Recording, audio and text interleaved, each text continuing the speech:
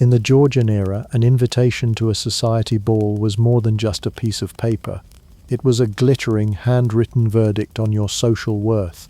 To be handed one meant that you had officially been deemed acceptable, attractive, or at the very least, tolerable enough to whirl around in polite company. To be overlooked? Well, that was practically a declaration that you were a nobody in silk stockings. And in an age where appearances were everything, being a nobody was the worst thing you could be. Hello, travelers. Histories do not always need to be boring. You can rest here and listen to hilarious histories to drift off to sleep. Tonight, we will explore the topic why a Georgian ball was the most stressful night of your life and many more. Before we continue, leave a comment to let me know when and where you are listening to this, and hit the subscribe button, but only if you enjoy what I do here. Let's begin. Think of it this way: a Georgian ball invitation wasn't just a call to dance, it was your ticket into the Olympics of marriage, wealth and reputation. The gilded ink may as well have read, "Congratulations, you have been selected to compete in the Hunger Games of 18th century society. May your powder hold, and your corset stay strong." The guest list was the ultimate gatekeeper of Georgian social hierarchy. Aristocrats, wealthy merchants, daughters of good families, and officers with shiny uniforms all stood a chance of being on it, but your eligibility had less to do with how charming you were, and more to do with whether your family could bring prestige, money, or connections to the table. Ladies were especially judged on their marriageability. An unmarried woman of good breeding, absolutely invited. A widow of impressive fortune, please, step right in. A poor cousin with no dowry, sorry, better luck next century. Men, meanwhile, needed to have the right blend of wealth, title, or military flair. A respectable gentleman with a tidy inheritance and decent dancing skills was in. A lawyer who actually worked for a living. Not so much. It wasn't about personality. It was about what you represented. In many cases, even if you were duller than a burnt-out candle, as long as you had a fat purse or a promising family name, your presence was requested. Charm could be faked. Money could not. Now, you'd think a hostess could just write down some names and call it a day. Oh no. Invitations were warfare by stationery. The guest list had to be carefully balanced to include the right mixture of wealthy families, promising young men, and fashionable ladies. Invite too many people from one family? You looked like you were playing favorites. Leave someone off the list? Expect cold stares, slanderous whispers, and maybe even a snide letter about how your ball seemed quaint this year. Securing an invitation could involve weeks of networking, hint-dropping and downright begging. Families weren't above bribing servants to slip their names onto the list. It was common for influential relatives to put in a word with the hostess, which was Georgian code for, "We scratch your back, you scratch ours, and maybe our children marry later." And make no mistake, if you weren't invited, everyone knew. News traveled fast, and not receiving an invitation was social exile in miniature. You might as well have shown up to church wearing last year's wig powder. Scandalous and unforgettable. How you received your invitation was almost as important as the invitation itself. Hand-delivered by a footman, sealed with wax and written in elegant script, the paper was tangible proof of your importance. You didn't just toss it on the counter with the bills. You displayed it, casually of course, in the drawing room for visitors to happen to see.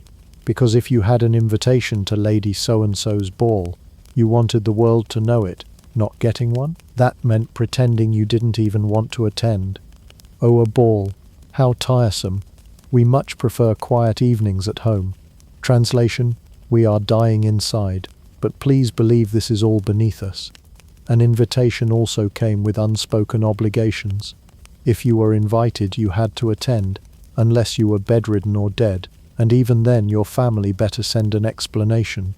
Not showing up without good reason was a direct insult to the hostess. It was less about missing the fun and more about violating the delicate balance of honor, prestige and social chess that Georgian high society thrived on. And the reverse was true as well. Once you received an invitation, you were now expected to reciprocate. If you hosted your own ball later, those who had invited you expected a return favor. fail to invite them, and congratulations, you just started your own mini feud. At its heart, the Georgian ball invitation was a status symbol, pure and simple. It wasn't just about dancing under chandeliers, it was about proving you were part of the inner circle. The more exclusive the hostess, the higher the value of the invitation. It was like being tagged in a very glamorous group photo, proof you were one of the chosen few. For ambitious families, it wasn't just about the party, it was about positioning. One invitation could open doors to others. Each acceptance meant more connections, more visibility, and hopefully, more chances to marry your daughter off to someone whose estate had more chimneys than yours. And for those left out, it was humiliating, the Georgian equivalent of social media unfollowing. Or as we might put it today, missing a ball invitation wasn't just disappointing, it was like being unfollowed on social media by the Queen herself. So before a single violin bow was drawn, the stress had already begun. Families fretted over invitations, weighed their connections and schemed behind lace fans. Even before stepping into a carriage, your fate for the night had already been partially sealed. You were either on the list, or you were nobody. In short, the invitation was never just about a dance. It was about survival in the glittering, cutthroat arena of Georgian high society. And the scariest part, this was only the beginning of the night's stress. Before you even set foot in a Georgian ballroom, before you even worried about who might ask you to dance, there was already a battle to fight. That battle took place in front of mirrors, under candlelight, in dressing rooms filled with powders, fabrics, hairpieces, and the faint smell of panic. If the invitation was your golden ticket, then your outfit was your armor, and in the Georgian era, armor came in the form of clothes so elaborate they could double as architectural feats. Let's start with the ladies, since no amount of satin or lace could hide the truth. Fashion in this era was a full-body commitment to suffering. Corsets were the backbone, quite literally, of a woman's ensemble, worn tightly enough to make a modern spine surgeon wince. Corsets cinched the waist into an impossibly narrow shape, while forcing the upper body into a posture so stiff it could rival the Queen's dining chairs. Breathing became a luxury rather than a bodily function, and yet women wore them proudly. After all, a waistline that threatened to crack your ribs wasn't a sign of ill health. It was proof of refinement. As the unspoken rule went, if you could still breathe after getting dressed, you clearly weren't fashionable enough. But corsets were only the foundation. On top came the gowns, and these were not the sort of dresses you could simply slip on and go. Georgian gowns were carefully engineered masterpieces of fabric, supported by panniers, those wide hoops worn at the hips that made skirts fan out to the sides like sails on a ship. From a distance, a Georgian lady might look elegant and poised. Up close, she was basically a human end table, balancing lace and silk so wide that passing through doorways became an Olympic sport. To sit down required complex folding techniques, and heaven forbid someone dropped a spoon at dinner. Bending over to retrieve it was out of the question. With the weight of the gown and the tightness of the corset, a lady's best bet was to stare at the spoon long enough until a servant rescued it. And then came the wigs. These were not modest hairpieces meant to enhance nature's work. These were towering, powdered confections, teased, curled, and pinned into gravity-defying sculptures. Some were decorated with ribbons, jewels, or even miniature ships to celebrate naval victories. Maintaining one of these wigs required patience, pins, and the sort of neck strength that would make a wrestler proud. One wrong move on the dance floor, and you risked your carefully arranged hair collapsing into a powdered avalanche. And since wig powder was made of flour, imagine the joy of carrying around what was essentially a loaf of bread on your head, while trying not to sneeze. Makeup, too, had its own brand of boldness. Pale skin was in vogue, so ladies painted their faces with white, lead-based cosmetics, which had the dual effect of achieving the desired ghostly look and slowly poisoning them. Add a pair of painted beauty patches in strategic places, stars, moons, or hearts on the cheek, and voila, you were the image of Georgian chic. Just don't sweat, because the whole masterpiece might melt under candlelight. Now, let's not forget the men, who often outdid the women in terms of flamboyance. Gentlemen in the Georgian era were no strangers to the wig game. Their powdered hair was styled into curls, queues, or waves, and like their female counterparts, they often required help just to keep the thing balanced. Their clothing was equally extravagant. Brocaded waistcoats with embroidery so fine it could make your eyes water, jackets cut from brightly colored silks, and stockings that left little to the imagination. Shoes came with heels, buckles, and more bows than a gift shop in December. And yes, gentlemen also relied on makeup, a touch of powder here, a dab of rouge there. It was perfectly normal for a man to primp before a ball. After all, appearances mattered, and the competition was fierce. A rival could outshine you not just with wealth, but with the gleam of his shoes or the sparkle of his waistcoat embroidery. Being underdressed at a ball wasn't just embarrassing, it was social sabotage. The process of getting ready for one of these events was a spectacle in itself. Few people could manage the layers of clothing, powder, and accessories alone, so maids, valets, and hairdressers were indispensable. Imagine the household scrambling hours before the ball, powder floating in the air like smoke, ribbons scattered across the floor, wigs perched precariously on stands like soldiers awaiting duty. Dressing up was not a simple task. It was a full production with the body as the stage and every stitch as part of the performance. And yet, beneath all the glamour was the ever-present anxiety of whether it was enough. Was your gown out of date? Was your wig tall enough to command attention, but not so tall it risked brushing the chandelier? Did your stockings show a hint of wear, or your shoes a scuff? These were not trivial details. They could be the difference between admiration and ridicule. The Georgian ball was as much about spectacle as it was about dancing, and to arrive looking anything less than dazzling was to risk whispers that might cling to you for the rest of the season. So, while the musicians tuned their instruments and candles flickered in crystal chandeliers, the real battle was already being fought hours earlier in bedrooms and dressing rooms. By the time guests stepped into their carriages, they were not simply dressed. They were armored in fabric, paint, and powder, ready to endure a night where every thread would be judged. And if all of this sounds exhausting, that's because it was. Georgian fashion didn't just demand money. It demanded endurance, balance, and the willingness to risk fainting at any moment.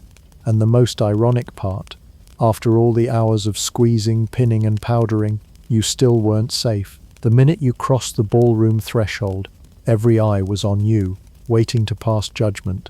But that is a story for the next part, where the stress of arrival made even the carriages seem kinder than the company. The Georgian ball didn't officially begin with music, nor with the first dance. It began with the spectacle of arrival, that glittering parade of people stepping out of carriages as if they were making their debut on the world's most judgmental runway. And in a way, they were, because while dancing, conversation, and matchmaking were all stressful enough, nothing struck fear into the heart of a Georgian socialite quite like the moment they had to walk through those doors with dozens of powdered up heads swiveling to inspect them. Walking into a Georgian ball wasn't about being seen, it was about surviving the human version of a fashion police lineup. First came the matter of timing. Arriving too early was social suicide. You risked being mistaken for desperate, a guest so eager that you showed up before the chandeliers were fully lit. Too late, however, and you made an equally poor impression, one of arrogance, as if you were too important to follow the schedule. The trick was to arrive fashionably late, which meant hovering awkwardly at home, fully dressed and suffocating in your corset or wig, while servants glanced nervously at the clock, misjudged the timing, and your entire night was off to a disastrous start. Then there was the carriage itself. Guests did not stroll casually to a ball on foot. They arrived in vehicles meant to scream wealth from their lacquered panels and polished brass fittings. Carriages were polished to gleaming perfection, drawn by horses dressed almost as finely as their owners.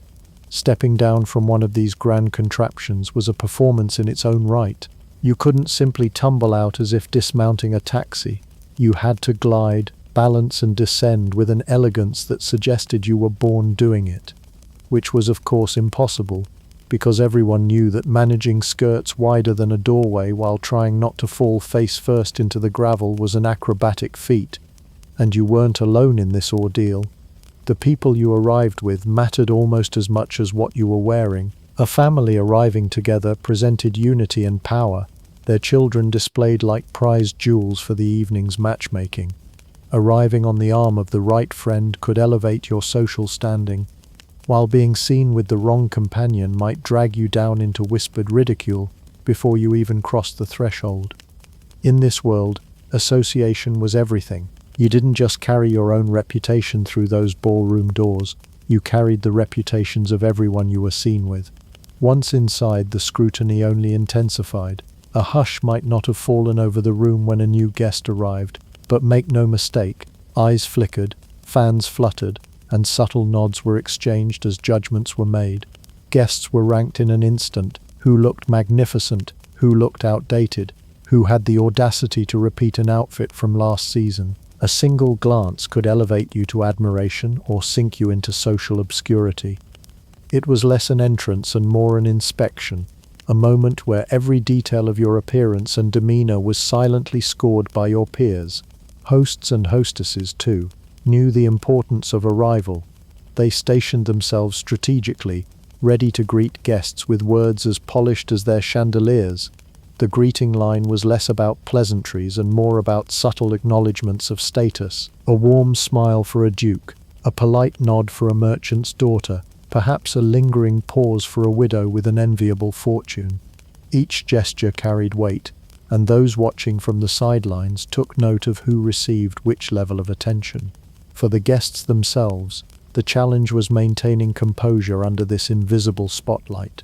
You had to walk with confidence but not arrogance, smile with warmth but not eagerness, bow or curtsy with just the right degree of grace. Too stiff and you looked wooden, too casual and you appeared disrespectful.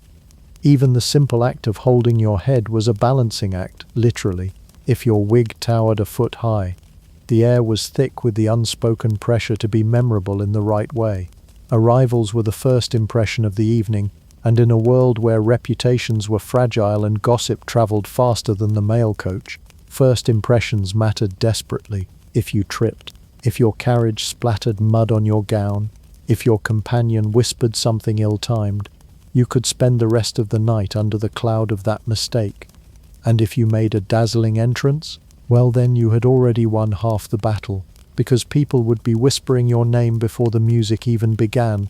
But make no mistake, arrivals weren't just about appearances, they were also about strategy. Families schemed about when and how to enter so that their daughters would be noticed at just the right moment. Ideally when the room was full, but before attention had been stolen by another rival debutante. A calculated entrance was like setting the stage for a play.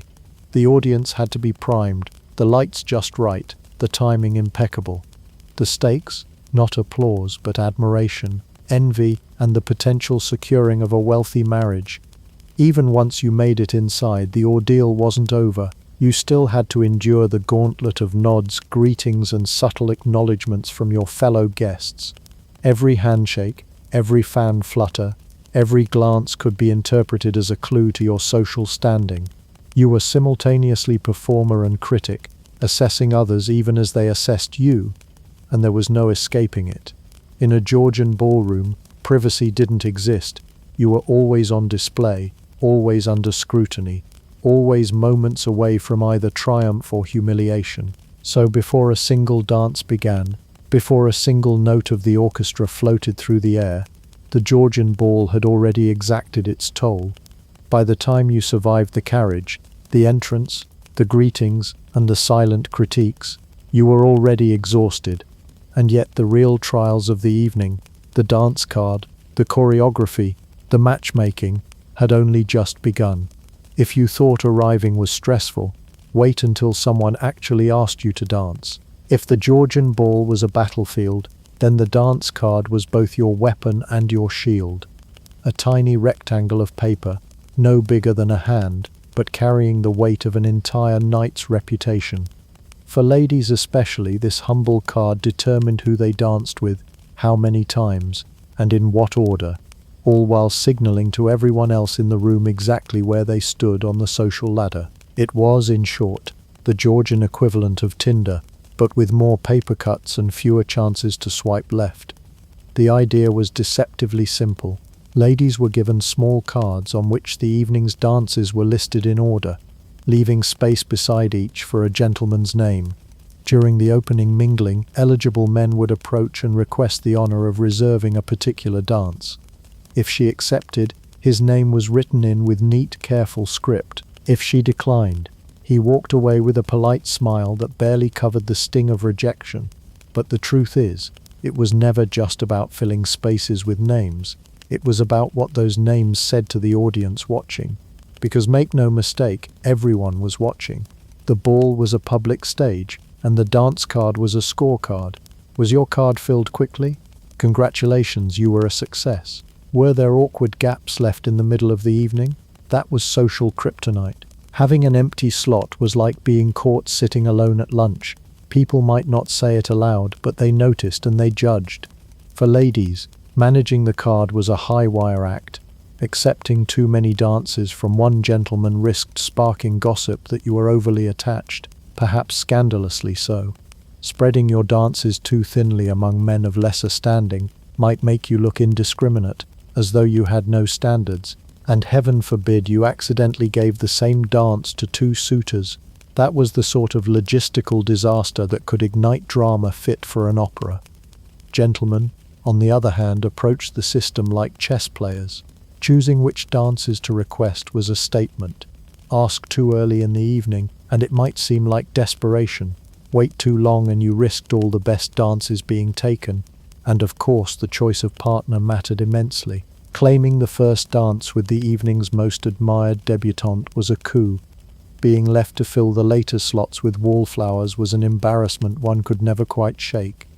The cards also created unspoken hierarchies among the dances themselves. Early dances, especially the opening minuet, carried prestige. To be asked for the first dance was an unmistakable mark of favor, often signaling romantic or familial interest. Later dances, especially those closer to supper, were equally coveted because they kept you in close company during the evening's break for food and drink. Nobody wanted to be stuck in the dead middle of the program, sandwiched between a dull cotillion and the moment everyone rushed to the punch bowl. But it wasn't only about romance. The dance card was also a tool of politics and networking. Families used them strategically, nudging daughters to accept dances from certain suitors who might bring advantageous alliances. A carefully filled card could strengthen family connections, hint at future engagements, or solidify alliances between households. At the same time, a poorly filled one could expose your family's lack of influence as plainly as a balance sheet. The anxiety of managing the card was matched only by the performance of carrying it. Ladies wore theirs attached to the wrist by a ribbon, dangling like a dainty accessory, but serving the far less dainty purpose of showing the world exactly how desirable or undesirable they were that evening. Gentlemen often craned their necks discreetly, trying to see who had filled which slots, calculating their chances of swooping in for a dance later. And behind every polite smile was the silent arithmetic of who was gaining ground and who was falling behind in the marriage market. Of course, mistakes happened. Cards were smudged by sweaty palms or clumsily dropped in the rush of conversation. A name might be misspelled or, worse, forgotten entirely. Imagine the embarrassment of a gentleman striding confidently onto the floor, only to discover his name wasn't actually written down where he thought it was. And then there were the moments when two men arrived to claim the same dance. Cue awkward bows, stiff smiles, and the lady forced into diplomatic contortions more exhausting than the dance itself. To add another layer of chaos, the orchestras often played complex sets of country dances, cotillions and minuets that could last 20 minutes or more. One mismanaged card slot meant being trapped for what felt like an eternity with the wrong partner. If the gentleman was dull, sweaty, or hopelessly clumsy, it wasn't just a minor inconvenience, it was a test of endurance. A bad card decision could leave you dragging your skirts through endless sets, praying for the music to end. Yet, despite the pitfalls, the dance card remained central to the thrill of the night. It was both terrifying and intoxicating, the promise of movement, conversation, and perhaps even courtship unfolding across its small inked squares. For many young women, It was their first real taste of being the center of attention, their names requested, their hands sought, their futures hovering invisibly in the empty spaces of the card. For men, it was a chance to demonstrate gallantry, wealth, and ambition, one dance at a time. So while chandeliers blazed and music soared, the real drama of the ball was scribbled quietly in ink and ribbon. The dance card wasn't just a schedule, it was a mirror of the social battlefield, a document where every name and every blank space spoke volumes. By the end of the evening, it told the story of who triumphed, who stumbled, and who might soon be paraded down the aisle. And once the last name was written, once every slot was filled or painfully left blank, the stage was set for the next trial, the dances themselves. Because signing your name on paper was one thing, surviving 20 minutes of intricate footwork, public scrutiny, and a partner with 2 left feet, that was another ordeal entirely. Imagine stepping onto the polished wooden floor of a Georgian ballroom. The chandeliers drip with candlelight, the air smells faintly of wax, perfume, and stress, and every eye is on you. You're not just here to enjoy yourself. Oh no, you're here to prove you have rhythm, grace, and the ability to follow strict choreography without tripping over your silk shoes. Because in Georgian society, dancing wasn't entertainment, it was a resume. One false step, and you didn't just look clumsy, you looked untrustworthy, undesirable, maybe even morally questionable. In short, dancing was a high-stakes audition for your entire future. The Georgian ball featured an arsenal of dances, each one more complicated than the last. First came the minuet, a slow, stately dance where couples circled each other in graceful arcs. This was no freestyle shuffle, it was a carefully rehearsed courtship ritual, every bow and bend measured to the inch. The minuet was especially cruel because it opened the evening, which meant the entire room, restless and gossip-hungry, was watching. If you started the night by misjudging your step and bumping into your partner, congratulations, you had just provided the evening's entertainment, and your blunder would probably be retold at tea for weeks. After the minuet, things got more lively with country dances and cotillions. These involved whole groups of dancers weaving in and out, hands clasped, skirts swishing, shoes tapping in coordinated patterns. Sounds lovely, right? Not when you realize one person's mistake could ruin the entire sequence. If you lost your place, missed your turn, or heaven forbid, spun the wrong way, you didn't just embarrass yourself, you caused a ballroom traffic accident. People behind you collided, partners got tangled, and the neat choreography devolved into chaos. And remember, this wasn't just fun, this was your reputation on the line. Georgian high society loved nothing more than a scandal, and stumbling through a cotillion was practically an engraved invitation to be roasted at the next salon. But perhaps the cruelest part of Georgian dance culture was that it was less about dancing and more about being observed. Nobody cared if you had fun. In fact, visible enjoyment might have even been suspicious. You were supposed to glide, bow, curtsy, and spin with all the elegance of a trained swan. The goal was to look like you weren't trying, even though you had probably practiced these steps for weeks in a parlor, sweating and cursing under your breath as your dance master shouted corrections. Think of it like today's effortless chic Instagram photos, except instead of retouching, you had powdered wigs and silk stockings to cover your misery. For women, dancing was almost inseparable from courtship. A dance was an audition for marriage as much as for social approval. A graceful minuet said, "I can handle myself with dignity." A lively country dance said, "I have energy, charm, and just the right amount of playfulness." A misstep, on the other hand, said, "My family's entire bloodline might collapse under pressure." And because the Georgian world was one big stage, people were constantly ranking each other. Did you see Miss Whitmore? She curtsied too low, absolutely desperate. Or Lord Pembroke skipped his bow, clearly drunk, or worse, ill-bred. Imagine living in fear that your attempt at a sidestep might be interpreted as a political statement. Men weren't off the hook either. While women were expected to embody elegance, men had to strike that delicate balance between assertiveness and control. Lead too forcefully, and you were a brute. Too timid, and you lacked strength. Add in slippery ballroom floors polished within an inch of their lives, tight silk stockings and heeled shoes, and you've got a recipe for disaster. One poorly executed bow and you might find yourself face down on the parquet, immortalized forever as the gentleman who kissed the floor. And here's the thing, dances went on for ages. Some could last up to half an hour, with endless repetitions of patterns that tested stamina as much as memory. By the 10th turn of the same figure, your smile was frozen in place, your back was aching, and you silently prayed for the musicians to collapse from exhaustion just so you could sit down. Yet you had to maintain composure the entire time, because the instant you looked tired, some sharp-eyed dowager in the corner would whisper, "Poor constitution, won't last the winter." The funny part, many people didn't actually like dancing. It was nerve-wracking, exhausting, and often more exercise than joy.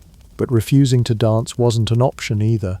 If you declined too many partners, people assumed you were sickly, standoffish, or downright rude. You couldn't win. Either you risked humiliation on the floor or social death in the corner. It was less about shall we dance and more about shall we survive. In short, Georgian dancing was like performing in a reality TV competition, except the judges were your neighbors, potential in-laws, and half the aristocracy. One wrong move and you were done. Forget the cha-cha slide. These dances were like solving math problems while moving sideways in silk shoes. And if you thought the pressure of performing was bad, wait until you realized that everything you did on the dance floor was only the beginning. Because once the music stopped, the real games began. If you thought Georgian balls were about music, dancing, and candlelit elegance, think again. Beneath the glittering chandeliers, the swirling gowns, and the polished marble floors lurked the true purpose of the evening, matchmaking. A Georgian ball wasn't just a party. It was a living, breathing marketplace where the currency was dowries, titles, and family connections. Think less romance under the stars, and more business networking with powdered wigs. Marriage, in Georgian Britain, was rarely about love, at least not the kind of love that modern rom-coms would sell you.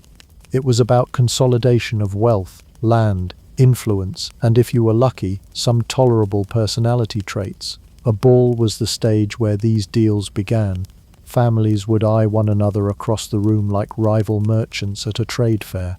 Daughters were displayed like prized goods, and mothers worked the floor with all the subtlety of used car salesmen. If a girl had a fortune, her mother made sure every eligible young man knew about it before the second dance. If she didn't, then perhaps she had charm, wit, or at the very least a distant uncle with a title to sweeten the bargain. Fathers, meanwhile, often took a more strategic role, lurking in corners with monocles and stern expressions, appraising young men as though examining a horse before purchase. Was the gentleman's family stable? Did he have debts? Did he look like the kind of man who would drink away an inheritance, or worse, support radical politics? In a society obsessed with status, the wrong marriage could ruin generations of carefully curated social climbing. The stakes were so high that the ball became a kind of gladiatorial arena of flirtations, whispers, and financial speculation. And oh, the whispers! Gossip was the lifeblood of matchmaking. Who danced with whom? Who laughed a little too loudly? Who lingered too long near the refreshment table? All were fodder for mothers and matchmakers to dissect later. A gentleman asking for a second dance with the same lady was practically proposing in the eyes of the room. A young woman who turned down too many offers risked being labeled aloof or worse, undesirable. Every social move had consequences, and a miscalculation could mark a girl for an entire season. Of course, the young men weren't immune to the madness either. Many arrived at balls with the burden of expectation heavy on their silk-clad shoulders. If you were a wealthy heir, you were a prime target, practically hunted by ambitious mothers and their daughters. Escape was futile. There was always another lady to be introduced to, another dance card to sign, another meaningful look exchanged under candlelight. Some men leaned into the role, enjoying the attention and power that came with being in demand. Others dreaded it, feeling like walking bank accounts on parade. The irony, of course, is that while everyone spoke of romance, love was often the last consideration. A titled name could outweigh affection. A fat dowry could silence misgivings about character. and alliances between families were seen as victories, even if the actual couple looked at each other like strangers forced into a three-legged race. That said, it wasn't all doom and duty. Occasionally, couples did meet at balls and genuinely fall in love, though the romance was usually sweetened considerably by a healthy bank balance or a respectable lineage. For women, the pressure was immense. A Georgian girl of marrying age had limited chances to display her charms, and the ball was one of the few sanctioned venues where she could interact with men outside her family circle. But the interactions were far from casual. Every smile, every step, every word carried weight. One had to be lively but not frivolous, charming but not desperate, witty but not sharp-tongued.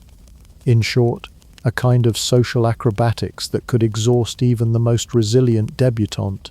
Mothers hovered nearby, ready to step in with a gentle nudge or a forceful push if their daughters were not being noticed enough. And then there were the professional matchmakers, women whose entire livelihood depended on orchestrating successful unions.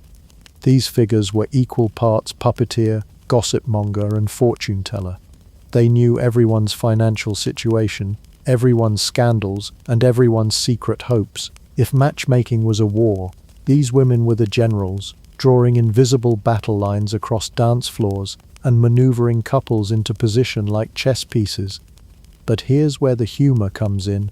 For all the seriousness attached to these proceedings, the whole business could also be wildly awkward. Imagine trying to negotiate the lifelong commitment of marriage while sweating under candle heat, trapped in a gown so stiff it felt like armor, or forced to make small talk with someone whose greatest passion in life was their collection of pocket watches.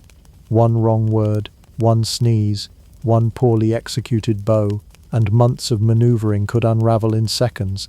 It wasn't just about securing a marriage, it was about securing the right marriage. A union that elevated your family's standing was considered a triumph. A misalliance, on the other hand, could spell social doom. And in Georgian Britain, social doom wasn't just embarrassing, it was permanent.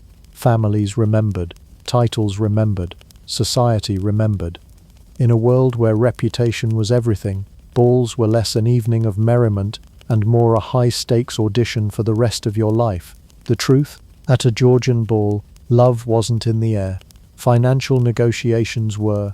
The music, the candlelight, the laughter, all of it was just background noise to the real drama, the silent calculus of dowries, titles, and family ambition.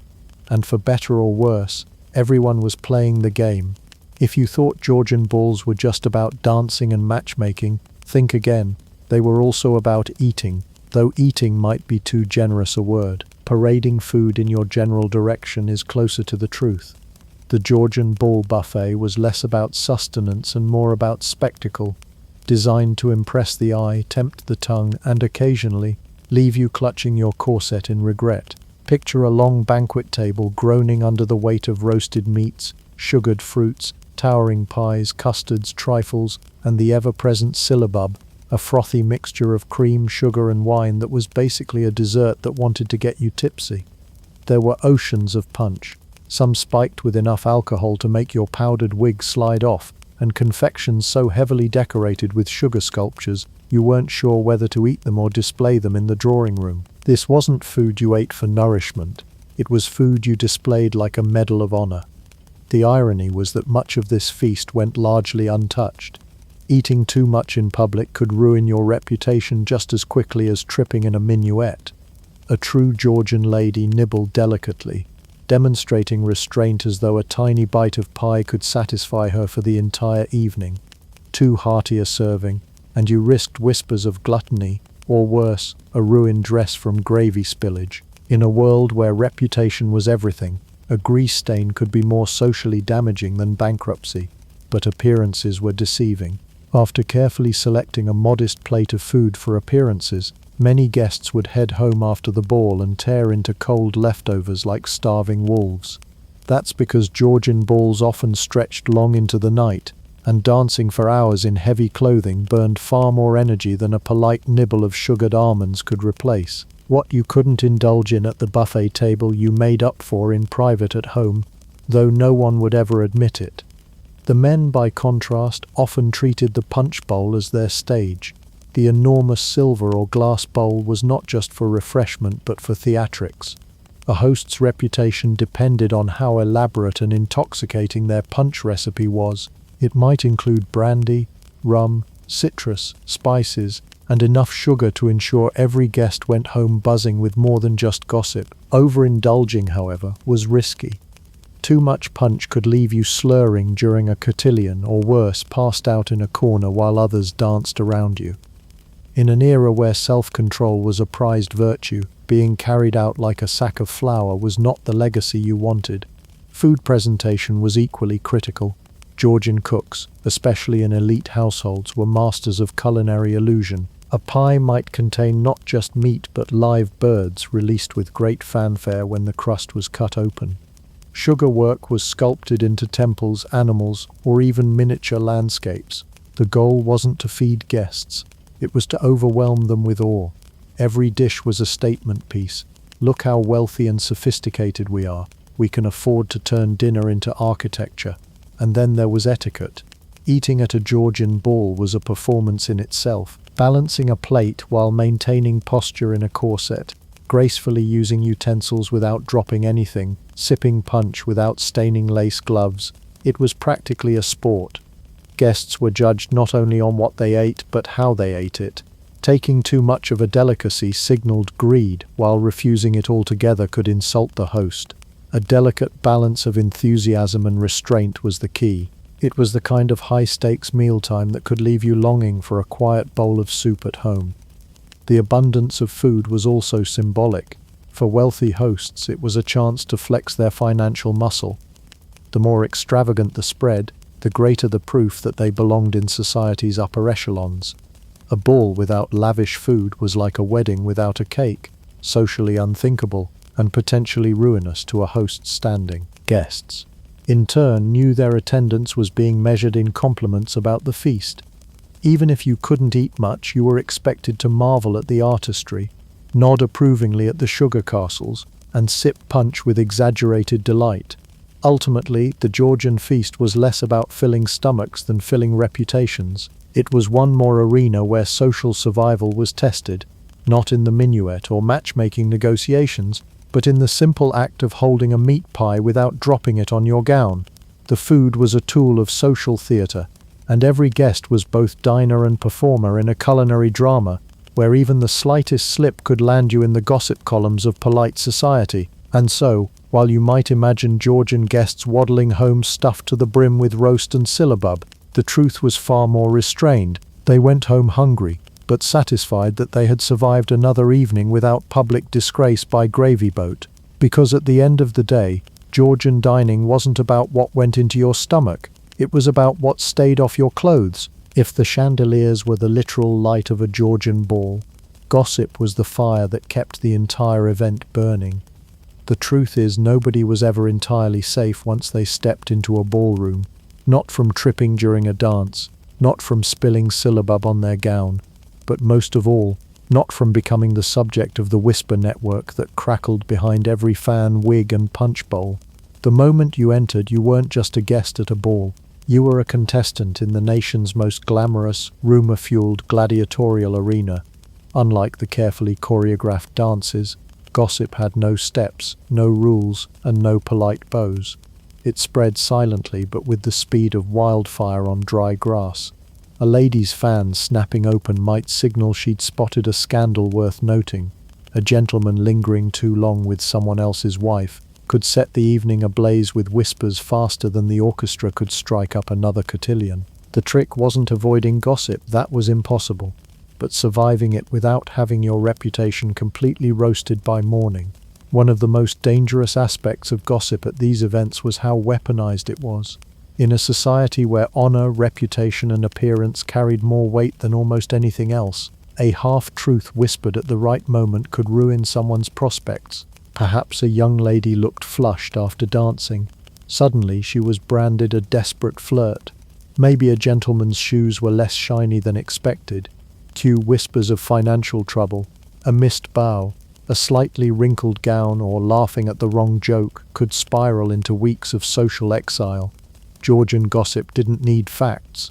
It thrived on impressions, half-seen gestures, and the sheer joy of tearing someone else down. Fans and handkerchiefs weren't just accessories, they were communication devices. Women mastered the art of fluttering their fans not just to cool themselves but to send signals across the room. Covering a mouth with one while whispering made secrets feel all the more tantalizing. Men weren't exempt either. They too exchanged knowing smirks and raised brows, silently stoking the fires of speculation.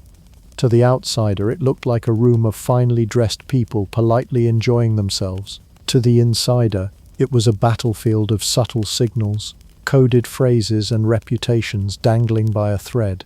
The cruel irony of gossip was that the more glamorous and glittering the ball, the more vicious the whispers. If an event had the audacity to gather half the nobility in one gilded room, that also meant it concentrated jealousy, rivalry, and long-held grudges in equal measure. Cousins resented cousins, friends quietly sabotaged one another, and rivals sharpened their tongues with the precision of surgeons. Some attendees came less for the dancing and more for the sheer thrill of hearing the latest scandal, trading it like a currency more valuable than gold. What made this all so dangerous was the permanence of reputation in Georgian society. Unlike in today's world, where a scandal might blow over after a few weeks of memes and distraction, a ruined name in the 18th century could shadow a family for generations. If a young woman was rumored to have behaved improperly, her marriage prospects might evaporate. If a gentleman was whispered to be in debt, no dowry would come near him. In a sense, Georgian gossip was less about idle chatter and more about shaping the very social map of who rose, who fell, and who was left balancing on a very wobbly chair. And yet, as dangerous as it was, people adored it. Gossip was the true entertainment. Dancing required effort, food required balance, and conversation required politeness. But gossip was deliciously easy. It gave people a sense of power, a way to connect, and most importantly, a means of deflecting attention away from their own flaws. Better to point out Lady So-and-so's crooked hem than risk someone noticing your own sweaty wig. Whispering became as much a part of the ball as the music, an unofficial second orchestra tuning up in every corner. The funniest part? Many attendees actively fueled gossip about themselves on purpose. A little mystery, a little scandal, a little too long glance across the dance floor, all could make one seem more exciting. Some knew that a carefully controlled rumor could actually raise their profile, keeping them talked about and therefore relevant. It was a dangerous game, but in a world where being forgotten was worse than being slandered, a well-placed whisper could be a form of twisted self-promotion. So while Georgian balls are often remembered for their candlelight, fine gowns and elegant minuets, their real heartbeat wasn't the orchestra at all. It was the steady hum of chatter, the hiss of whispers, and the endless exchange of tiny scandals that made or unmade reputations. To survive, you needed more than fine shoes and a steady dance step. You needed the ears of a fox, the tongue of a lawyer, and the patience of a saint, because in the end, the violins packed up, the candles burned low, and the guests went home. But the gossip never left the ballroom. It followed you for weeks, sometimes forever, like a ghost stitched into your silk sleeve. At the start of a Georgian ball, everyone glided in like swans, poised, polished, and radiant under candlelight. But fast forward 6 hours, and those same swans looked more like damp chickens. The truth was, no matter how much glamour you packed into a ballroom, human bodies have limits. And Georgian high society was very good at pretending those limits didn't exist. Right up until midnight, when exhaustion, heat, and aching limbs turned the evening into a battle of endurance. The air inside a Georgian ballroom was its own kind of enemy. Imagine hundreds of bodies packed into a single space lit by blazing chandeliers, with windows shut to keep the drafts out. Within an hour, the air was thick enough to slice. By midnight, the atmosphere was humid, smoky from candles and scented with a bouquet of perfumes, sweat, and roasted meat wafting from the buffet. Every breath felt like you were inhaling a velvet curtain. Yet people were still expected to look fresh, powdered faces had to stay flawless, wigs upright, gowns crisp. It was social theatre on the edge of collapse. And then there were the clothes. For men, tightly buttoned waistcoats, starched cravats and knee breeches seemed charming early in the evening. After a dozen country dances, they were glorified straitjackets. For women, corsets that had looked alluring at 9 o'clock became torture chambers by midnight. Add in layers of silk, satin and lace, and you had a recipe for fainting, which, incidentally, happened often enough to be considered just another part of the decor. Ladies might gracefully retire to a side room for smelling salts, but everyone knew it was less about delicacy and more about trying not to keel over in public. The physical toll of dancing was staggering. Georgian dances weren't short bursts of energy. They could stretch for 20 minutes or more, requiring both stamina and concentration. Imagine completing several marathons while carrying the social equivalent of a bomb. One misstep could ruin your reputation. By the time the clock crept toward midnight, legs trembled, shoes pinched, and even the most seasoned dancers were privately praying for a chair. But of course, sitting down too much made you look uninteresting. So, like actors refusing to break character, guests forced themselves back into the fray, smiling through the pain. The human body, however, has ways of betraying its owner. Sweat began to leave telltale marks on gowns and waistcoats. Hairpins slipped, powdered wigs sagged in the humidity, turning proud bouffants into limp disasters. Men loosened their cravats when they thought nobody important was looking, while women fanned themselves so furiously they risked wrist cramps. In the flicker of candlelight, what had once looked dazzling began to resemble a battlefield of melting mascara and fraying lace.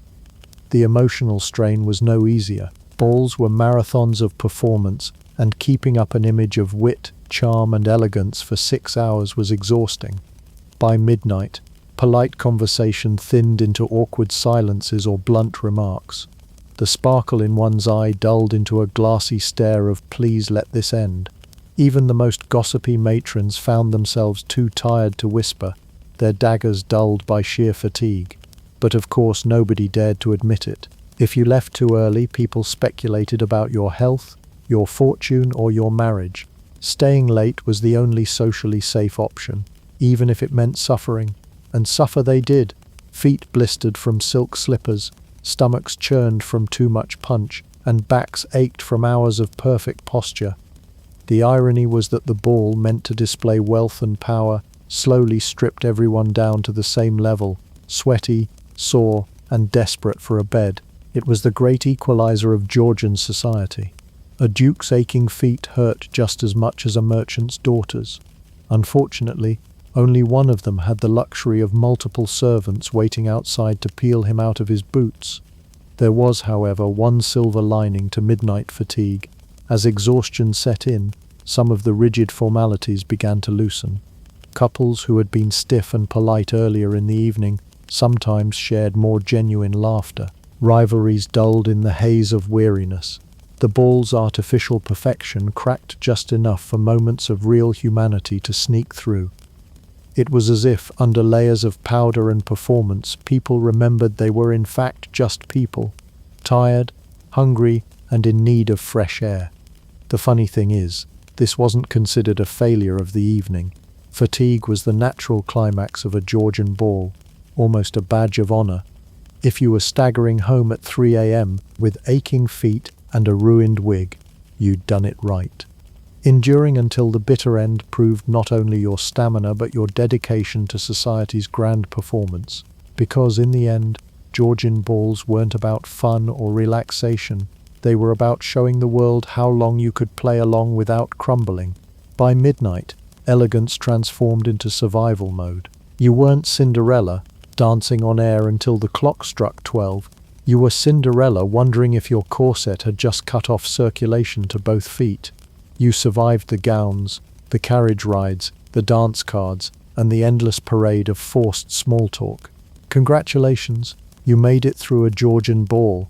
But here's the bad news.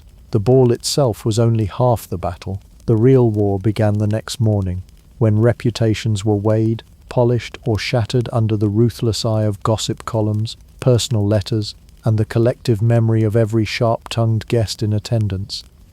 In an age without Instagram, TikTok or Snapchat, reputations spread the old-fashioned way: ink, whispers, and merciless exaggeration. The Georgian elite didn't need social media algorithms to keep scandals alive. They had coffee houses, drawing rooms, and endless reserves of boredom. And if you thought one misstep on the dance floor was bad, imagine waking up to find that your every gesture had been dissected and broadcast across society like a Regency-era group chat. For most attendees, the day after a ball began not with recovery, but with recaps. Letters flew across town with shocking speed. Lady so-and-so danced 4 times with Lord What's-his-name. A scandal. Mr. Such-and-such wore last year's waistcoat pattern. Positively tragic. Did you hear? Lady someone tripped in the minuet and nearly took down the entire cotillion with her. Friends, enemies and frenemy hybrids alike wrote with gusto, ensuring that what might have been a fleeting slip of the foot became an immortal stain on your social resume. In short, a Georgian ball had a hangover. But it wasn't from punch, it was from reputational fallout.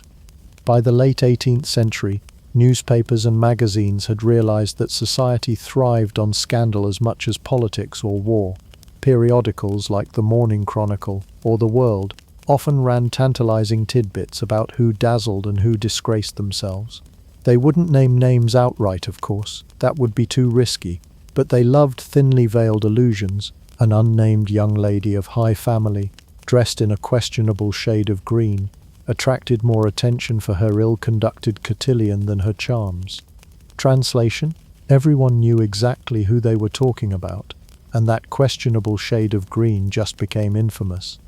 Georgian gossip writers were the subtweet masters of their time.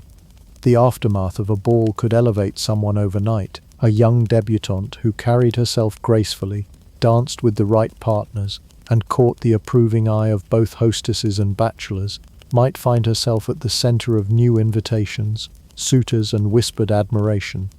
For her, the ball was less a party than a strategic launch into higher society. But for every winner there was a loser. Maybe your gown was slightly off color, maybe your father's debts had just been whispered about, or maybe your mother was a little too obvious in pushing you toward a titled gentleman. Whatever the reason, one bad review in the post-ball grapevine could derail a season's worth of effort.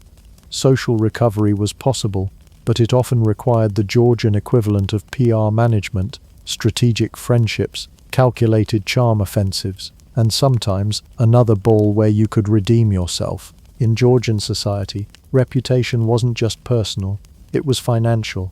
Your name was currency, and gossip could raise or devalue it faster than the London Exchange. A promising match might evaporate if a rumor suggested you were clumsy, unfashionable, or the ultimate sin, dull. Families obsessed over appearances because one child's faux pas could ripple outward, tarnishing siblings and even parents. It wasn't fair, of course. A misplaced laugh or a poorly timed yawn during the quadrille could ruin prospects, while a charming smile from someone else could gild mediocrity into gold. But fairness was never the point. Survival was. Georgian society didn't reward authenticity, it rewarded performance. Even in private, the aftermath lingered. Diaries were filled with meticulous recaps: who spoke to whom, who ignored whom, who looked enchanting under candlelight, and who looked like they had fought a losing battle with a wig. Mothers wrote to distant relatives cataloguing their daughters' triumphs or setbacks. Young men boasted or bemoaned their luck. The Georgian ball wasn't just an event, it was content, endlessly recycled, dissected, and rehashed. And because travel was slow, those letters often outlived the memory of the ball itself. Months later, in some country house far from London, people would still be chuckling or tut-tutting over that one clumsy curtsy or that one excessively enthusiastic punch drinker. Your mistakes had a shelf life. If you were unlucky enough to be the subject of criticism, your options were limited. You could deny it. Of course I didn't trip, I was merely showing off a new French step, or attempt damage control through friends. Some even leaned into scandal, adopting a devil-may-care attitude that sometimes, strangely enough, boosted their allure. Nothing was more attractive, after all, than someone who seemed impervious to gossip. But for most, the day after the ball was spent nervously waiting to hear what people said, waiting for invitations that might or might not arrive, waiting for the fragile machinery of reputation to declare whether you had survived or sunk. The irony of it all, while participants schemed, fretted and strategized, very few outside their gilded bubble truly cared. The Georgian ball was a glittering circus, dazzling for a night, notorious for a week, and then just another entry in the endless parade of society events. But for those trapped inside, each ball carried the weight of destiny. The funny angle? Surviving the ball wasn't the hard part. It was waking up to realize your reputation no longer belonged to you. It belonged to the whispers, the pens and the sharp-eyed ladies sipping tea and reliving your every mistake for their own entertainment. In the end, the Georgian ball was never just about dancing. It was about playing the most unforgiving game of all. The game of appearances, where the morning after scorecards determined who rose, who fell, and who spent the next season trying desperately to recover.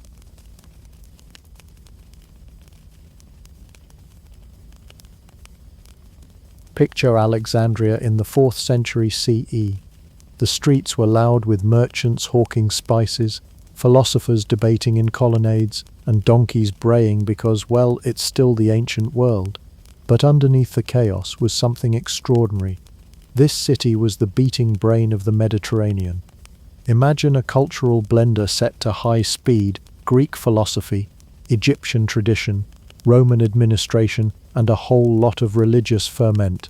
If Athens was the birthplace of ideas, Alexandria was the high school reunion, where those ideas showed up wearing togas, argued about everything, and occasionally got into a fistfight. It's here, amid this bubbling stew of intellect and tension, that Hypatia was born, sometime around 355 to 370 CE.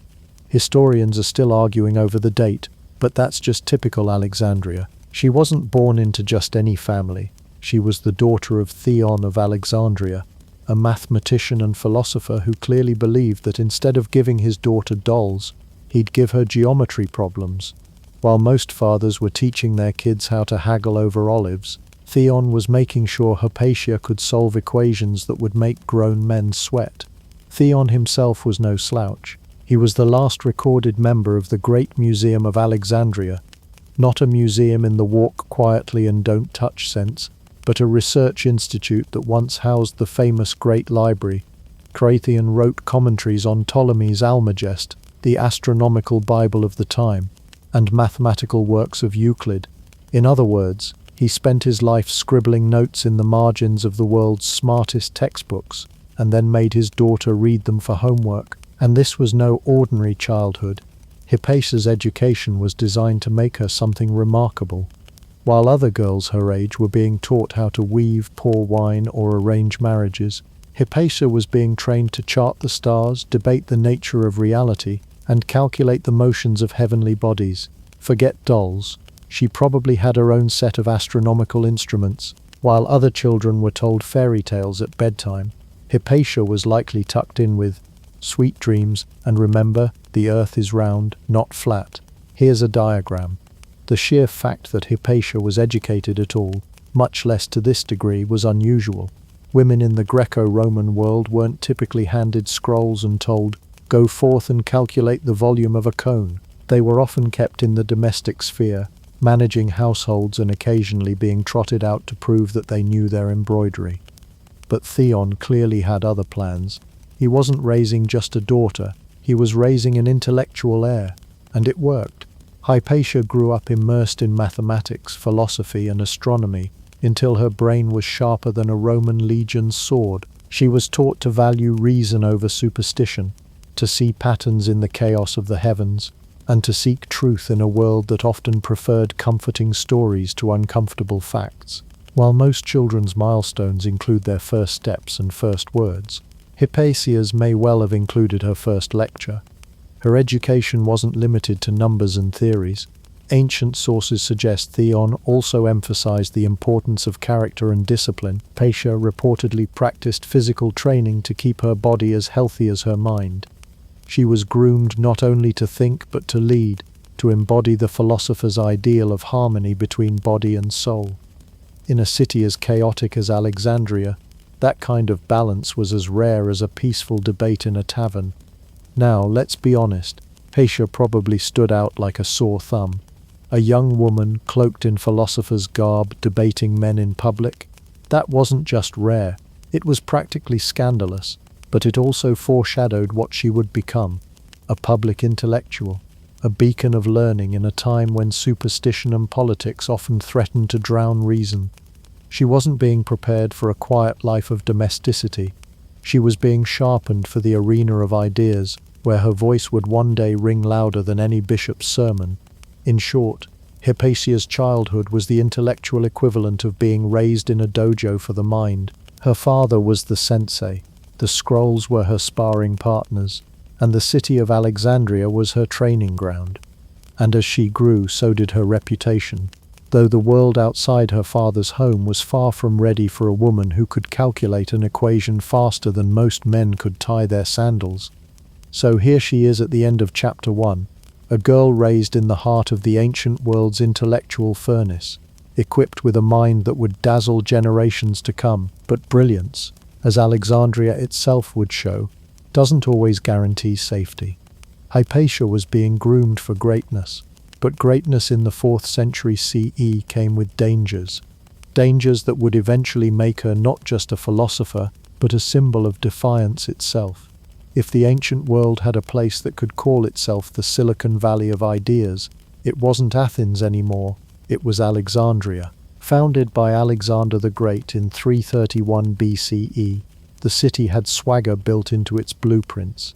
It was designed to be a showcase of Greek culture on Egyptian soil, complete with straight, wide streets, grand colonnades, and a harbor that made Rome jealous.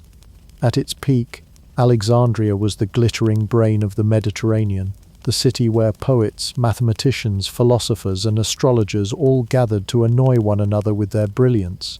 The city's crown jewel, at least in reputation, was the great library of Alexandria, that legendary storehouse of scrolls said to hold the sum of human knowledge. Historians still debate just how massive it was, but the myth says it contained hundreds of thousands of manuscripts.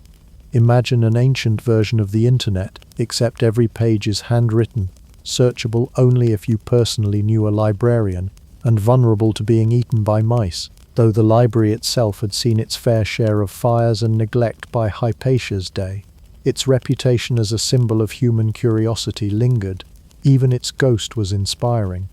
And the intellectual life of the city didn't stop at the library. Alexandria boasted the Serapeum, a massive temple dedicated to the Greco-Egyptian god Serapis. This wasn't just a religious center, it was also a cultural hub, housing parts of the library's collection and serving as a gathering place for scholars. Picture a mashup of a temple, a university lecture hall, and a philosophy coffee house, where instead of cappuccinos, people ordered heated debates. Into this environment came ideas, lots of them. Mathematics was still buzzing with the legacy of Euclid, Ptolemy, and Archimedes. Philosophers carried on the great arguments of Plato and Aristotle, while new schools like Neoplatonism rose to prominence, trying to explain reality as a ladder between the material world and a higher divine truth. Science, or natural philosophy as they called it, wasn't divorced from religion but tangled with it in ways both productive and chaotic. You could study the stars to understand geometry or to divine the will of the gods. Either way, it kept Alexandrian astrologers gainfully employed, but if Alexandria was a feast of ideas, it was also a powder keg of tempers. By Hypatia's time in the late 4th and early 5th centuries, the city was no longer the calm cosmopolitan paradise of its founding. Instead, it had become the spiritual equivalent of a crowded tavern where three rival bands are all trying to play at once. On one side were the pagans, clinging to centuries-old traditions of Greek philosophy and Egyptian cults. On another side were the Jews, who had lived in Alexandria since its founding and formed a vibrant, influential community. And then there were the Christians, a once persecuted minority, who had suddenly become the empire's rising powerhouse after Constantine's conversion a century earlier. The result? Regular street fights, mob violence, and riots that made modern political Twitter arguments look like polite tea parties. Each group wanted not only to worship freely, but to dominate the city's cultural life. Temples were torn down, synagogues attacked, churches burned, and in between stood ordinary Alexandrians, probably just trying to buy fish without being caught in the latest religious brawl. Amid this unstable mix, intellectual life was both exhilarating and perilous.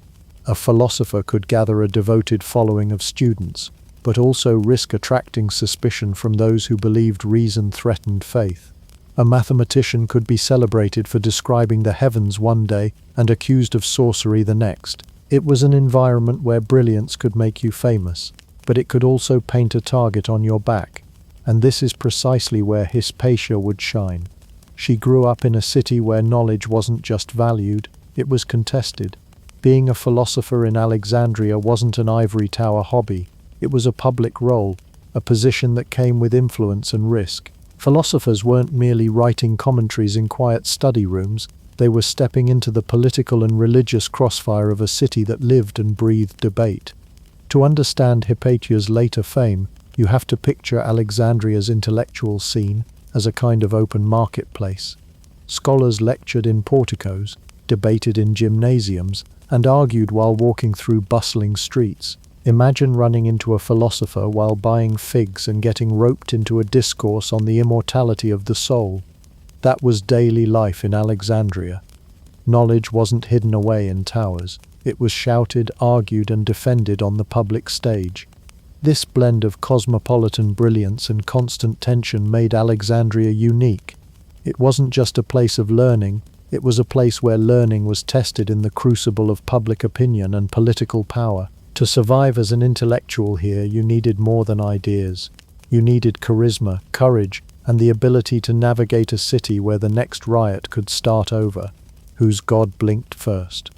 Hypatia's future role, standing before crowds, teaching philosophy, guiding students from across the empire, makes perfect sense against this backdrop. She was not just born into a scholarly family. She was born into a city where the very air buzzed with questions, where temples doubled as universities, and where a single idea could spark both admiration and violence. In Alexandria, knowledge was never neutral. It was fuel, and the city was always waiting for a spark. By the time Hypatia reached adulthood, she wasn't just another Alexandrian citizen wandering past marble columns and dodging donkey carts. She had become the intellectual powerhouse of the city, the head of the Neoplatonic school of philosophy. If Alexandria was the stage, Hypatia was the star performer, robe flowing, voice carrying across the agora, drawing students from as far as Constantinople and Athens. The Neoplatonic school wasn't a physical building with lecture halls and shiny bronze plaques. Think of it more as a philosophical brand, a loose network of thinkers committed to exploring Plato's ideas while updating them for a world teetering between old pagan traditions and new Christian dominance. Neoplatonism taught that the visible world was only a shadow and that behind it lay a higher, immaterial realm of truth. In simpler terms, reality was like a badly translated play. The real script existed in heaven, but we were stuck with the knockoff. The Hypatia didn't invent Neoplatonism, but under her leadership, she gave it a clarity and elegance that made it flourish. And it wasn't just what she taught, it was how. Ancient accounts describe her lectures not as dry readings from scrolls, but as events. She held open-air discussions, speaking in the colonnades, or even riding through the city in her chariot to meet students and curious onlookers. Imagine a TED Talk meets a street performance, except instead of ideas worth spreading, it was souls worth elevating. Hypatia wasn't the kind of philosopher who locked herself in a room scribbling thoughts for future historians. She was a public intellectual who believed wisdom belonged on the streets, not just in dusty scrolls. Her students weren't ordinary passers-by either. They were ambitious young men from the upper echelons of the Roman Empire, hungry for learning and prestige. To sit under Hypatia's guidance was a badge of honor. These students later became influential bishops, government officials, and thinkers themselves, spreading her ideas far beyond Alexandria. In fact, one of her students, Synesius of Cyrene, went on to become a bishop, and even while wearing the Christian robes of office, he wrote to Hypatia with reverence, calling her mother, sister, teacher, and benefactor. It's not every day you find a bishop praising a female pagan philosopher as his guiding star. But why was she so captivating? Partly it was her clarity of thought. Neoplatonism was not exactly easy bedtime reading. It involved abstract discussions about the soul, the one, the good, and other capitalized concepts that could make your head spin faster than a Ptolemaic planet. Hypatia had the rare ability to take these complex ideas and express them with precision, like a surgeon wielding a scalpel. She could take the tangled wool of philosophy and weave it into a coherent garment, though, unlike most philosophers, she didn't bore her listeners to tears in the process. Then there was her charisma. Ancient sources emphasize not just her intellect, but her presence. Hypatia wasn't merely reciting words, she was commanding attention. She wore the philosopher's cloak, a simple garment symbolizing devotion to truth, and carried herself with the authority of someone who knew she belonged in a world dominated by men. That combination of austerity and brilliance gave her an aura that made students see her not just as a teacher, but as a living embodiment of philosophy itself. And here's the remarkable thing. She achieved this in a society where women were rarely allowed such visibility. In the Greco-Roman world, women might run households, own property, or even wield quiet influence behind the scenes, but to stand before crowds of men as an intellectual leader, that was almost unheard of. Hypatia wasn't just bending the rules, she was shattering them with elegance, and rather than being dismissed or mocked, she earned admiration grudging from some, effusive from many. She was proof that intellect could transcend social boundaries. Even in an age where women were expected to stay silent in public forums. It's tempting to imagine her classroom, though classroom is too dull a word. Picture marble columns, sunlight filtering through, a circle of eager students debating the soul's journey or the nature of the cosmos. Hypatia at the center, her gestures measured, her voice steady, turning abstract philosophy into something almost tangible. No chalkboards, no PowerPoint slides, no handouts, just pure dialogue, the ancient world's version of Socratic sparring, and of course a healthy dose of admiration for their teacher, who combined intellectual rigor with personal dignity. But Hypatia wasn't just about soaring metaphysics. She also taught practical mathematics and astronomy, the nuts and bolts of the universe that anchored philosophy to observable reality. Her students didn't leave with vague mystical musings, they left with a toolkit for understanding both the heavens and the human soul. To study with her was to be educated in the fullest sense, mind sharpened, character shaped, and worldview expanded. What truly sets her apart is how she managed to embody authority without relying on political office, military power, or religious rank. She was respected because of her intellect alone, and in the ancient world, that was revolutionary. Men became powerful through titles and conquests. Hypatia became powerful through ideas, and even the men who held titles and conquests had to acknowledge her influence. In short, Hypatia wasn't merely a teacher, she was the intellectual heartbeat of Alexandria, the philosopher whose lectures shaped the minds of future leaders, and the rare woman who carved out a public space in a world that tried to deny her one. Her voice rang through the streets, her ideas etched themselves into the minds of students, and her presence reminded everyone that philosophy wasn't a relic of the past. It was alive, vibrant, and being spoken by a woman whose mind was sharper than any sword the empire could forge. If Hypatia had only been a philosopher, she'd still have made history. But she wasn't content with lofty ideas alone. She was also knee-deep in the world of numbers, curves, and stars, the kind of things that made most people groan but made her sparkle. To Hypatia, mathematics wasn't just a subject, it was the language of the cosmos, the code beneath the visible world. If philosophy asked why, mathematics showed how. One of her major contributions lay in her work on conic sections, the curves you get when you slice through a cone at different angles, circles, ellipses, parabolas, and hyperbolas. Today they're the bread and butter of geometry textbooks, but in Hypatia's day they were advanced mathematics. Conic sections weren't just pretty shapes to draw in sand. They had practical uses in astronomy, optics, and mechanics. Parabolas, for instance, explain the trajectory of projectiles, while ellipses became central centuries later in understanding planetary orbits. Hypatia took the dense, often confusing work of earlier mathematicians and clarified it, making these ideas more teachable and accessible. She didn't invent the shapes, but she helped sharpen the tools that later scientists would use to describe the universe. Then there was her role in algebraic equations. Ancient mathematics wasn't algebra in the solve for x sense we know today. Symbols hadn't been invented yet. Instead, equations were written out in words, often in ways that felt more like riddles than formulas. Hypatia worked on refining these methods, editing and possibly expanding earlier works to make equations less of a headache. Imagine cleaning up someone else's messy notes and turning them into something coherent that future students could actually learn from. That was Hypatia's gift. She made mathematics usable, and in doing so she kept it alive. Her father, Theon of Alexandria, was a mathematician in his own right, and together they worked on some of antiquity's most important texts. Theon was known for producing commentaries on Euclid's Elements, the mathematical blockbuster of the ancient world. Hypatia likely collaborated with him on editions of this work, ensuring its survival for later generations.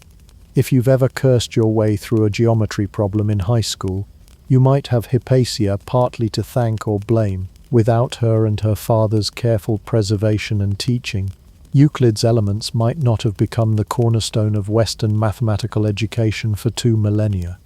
Their collaboration didn't stop at math textbooks. Hypatia also worked on astronomical tables, essentially the ancient world's spreadsheets for the heavens. These tables allowed scholars to calculate the positions of stars, planets, and eclipses, which was crucial not only for science, but also for navigation, calendar making, and, let's be honest, impressing your friends with accurate astrological predictions. Theon had written on Ptolemy's Almagest, the grand synthesis of Greek astronomy, and it's likely Hypatia contributed to refining and teaching these complex calculations. And then there were the instruments. Ancient astronomers didn't just rely on their eyes. They built clever devices to measure and predict celestial phenomena. Hypatia is said to have worked with tools like the astrolabe, a kind of star map in brass, used for determining the positions of celestial bodies. Some sources even credit her with improving its design. She also may have constructed hydrometers, instruments to measure the density of liquids. In short, Hypatia wasn't just sitting around theorizing. She was hands-on, crafting devices that blended math, science, and engineering. What's striking about all this is her role as both transmitter and innovator. The ancient world's scientific knowledge was fragile. Scrolls could burn, manuscripts could be lost, and complex theories could vanish if no one took the time to teach or copy them. Hypatia stood at the crucial crossroads between antiquity's greatest mathematical achievements and the uncertain future of a changing empire. By editing, clarifying, and teaching works by Euclid, Ptolemy, and others, she ensured that this knowledge didn't die in the turmoil of her age. At the same time, she wasn't just a human photocopier. She actively improved what she inherited, smoothing the rough edges and adding her own insights. This dual identity preserver and creator is why Hypatia is so important. Too often, history remembers only the headline-grabbing innovators, the ones who make a single breakthrough that changes everything. But without people like Hypatia, carefully tending the garden of knowledge, those breakthroughs wouldn't even have been possible. Think of her as the intellectual bridge spanning the classical Greek world and the later scientific revolutions of the Renaissance. Without her work, the likes of Copernicus, Kepler, or Galileo might have had a much emptier toolbox. Her approach also reflects something deeper about her worldview. For Hypatia, mathematics and astronomy weren't dry subjects reserved for ivory towers. They were part of the philosopher's quest for truth, a way of lifting the mind from the chaos of daily life toward the harmony of the cosmos. When she traced a parabola or explained a star's path, she wasn't just solving a technical problem. She was revealing the hidden order of the universe. Numbers, to her, weren't just numbers. They were stepping stones to the divine. In an age when superstition often held more sway than reason, Hypatia's insistence on precision, clarity, and demonstration was radical. She taught her students that the world could be understood through logic and measurement, not just through ritual or faith, and by doing so she helped keep the flame of rational inquiry burning in a city where the winds of fanaticism were beginning to howl. So, in Hypatia, we don't just see a philosopher of abstract truths, but a scientist who measured, calculated, and built. She was as comfortable with a compass and an astrolabe as she was with metaphysics. She preserved the wisdom of the past and added to it, ensuring that the stars would still shine in human thought long after Alexandria's own lights began to flicker. Let's pause for a moment. You're Hypatia of Alexandria, a philosopher who can calculate planetary orbits, untangle equations, and quote Plato before breakfast. But there's one small snag. You live in the 4th century CE, a time when women were more likely to be praised for weaving fine linen than for weaving together profound metaphysical arguments. If intellectual life was a banquet, women weren't even invited to nibble at the crumbs, and yet there she was, standing at the head of the table, chalk in hand, telling her male students to take better notes. In antiquity, women rarely occupied public intellectual roles. Their influence was usually confined to the private sphere. Wives, mothers, perhaps priestesses. And here comes Hypatia, marching right into lecture halls, debating mathematics, and advising city leaders. If Alexandria had gossip columns, she would have been front-page news every week. This was not just unusual, it was unprecedented. Her very existence as a female scholar was a walking, talking philosophical paradox. Hypatia leaned into this paradox with dignity. Accounts describe her as adopting the philosopher's cloak, a long garment that identified one as a member of the intellectual elite. Imagine it. While other women might be praised for luxurious silks or glittering jewels, Hypatia draped herself in austere wool, the academic equivalent of a lab coat. It wasn't glamorous, but it announced to the world, "I am here to think, not to dazzle." Though by all reports she dazzled anyway. Her beauty, in fact, became a double-edged sword. Ancient sources mention it with almost embarrassed reverence, as if unsure how to reconcile her intellect with her appearance. Some praised her for her physical grace, while others emphasized that she remained untouched, devoted to a life of study and chastity. The philosopher's cloak wasn't just symbolic, it was armor.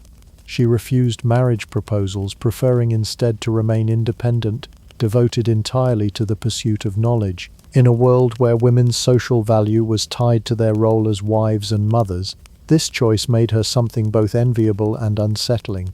And unsettling was dangerous. Her students adored her, her intellectual peers respected her, but not everyone in Alexandria was comfortable with a woman holding such sway. Think about it. She lectured men of high status, including governors, generals, and rising politicians. To some, this was inspiring, a sign that wisdom could transcend gender. To others, it was threatening, as if the natural order itself were being turned upside down. In a patriarchal society, when you defy expectations, you don't just stand out, you stick out like a torch in a dark theater. Everyone sees you, and not all applause is kind. Of course, part of Hypatia's magnetism came from her ability to hold herself above the petty expectations placed upon her gender.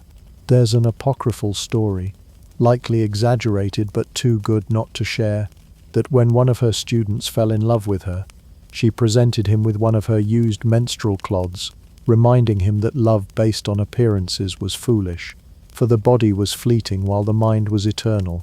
If true, it's the ultimate philosopher's mic drop, shock value combined with a lesson in platonic detachment.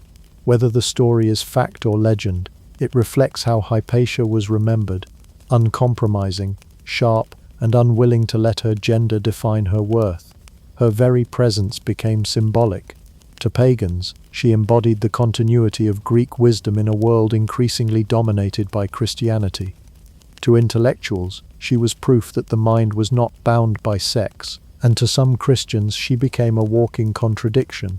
Was she an enlightened teacher, or a dangerous temptress leading men astray?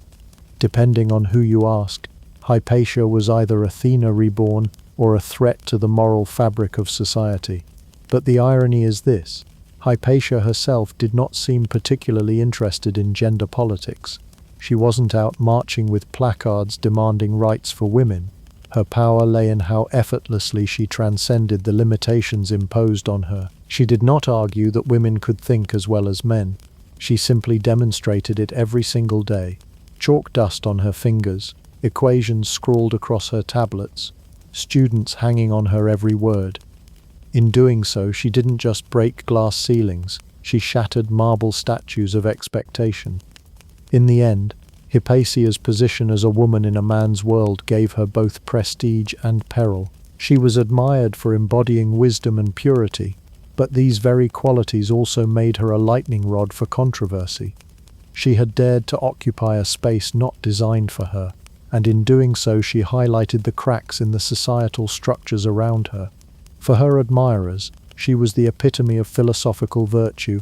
For her enemies, she was a symbol that needed to be erased. Hypatia may have been a mathematician and philosopher, but she also became a symbol of wisdom, independence and defiance against convention.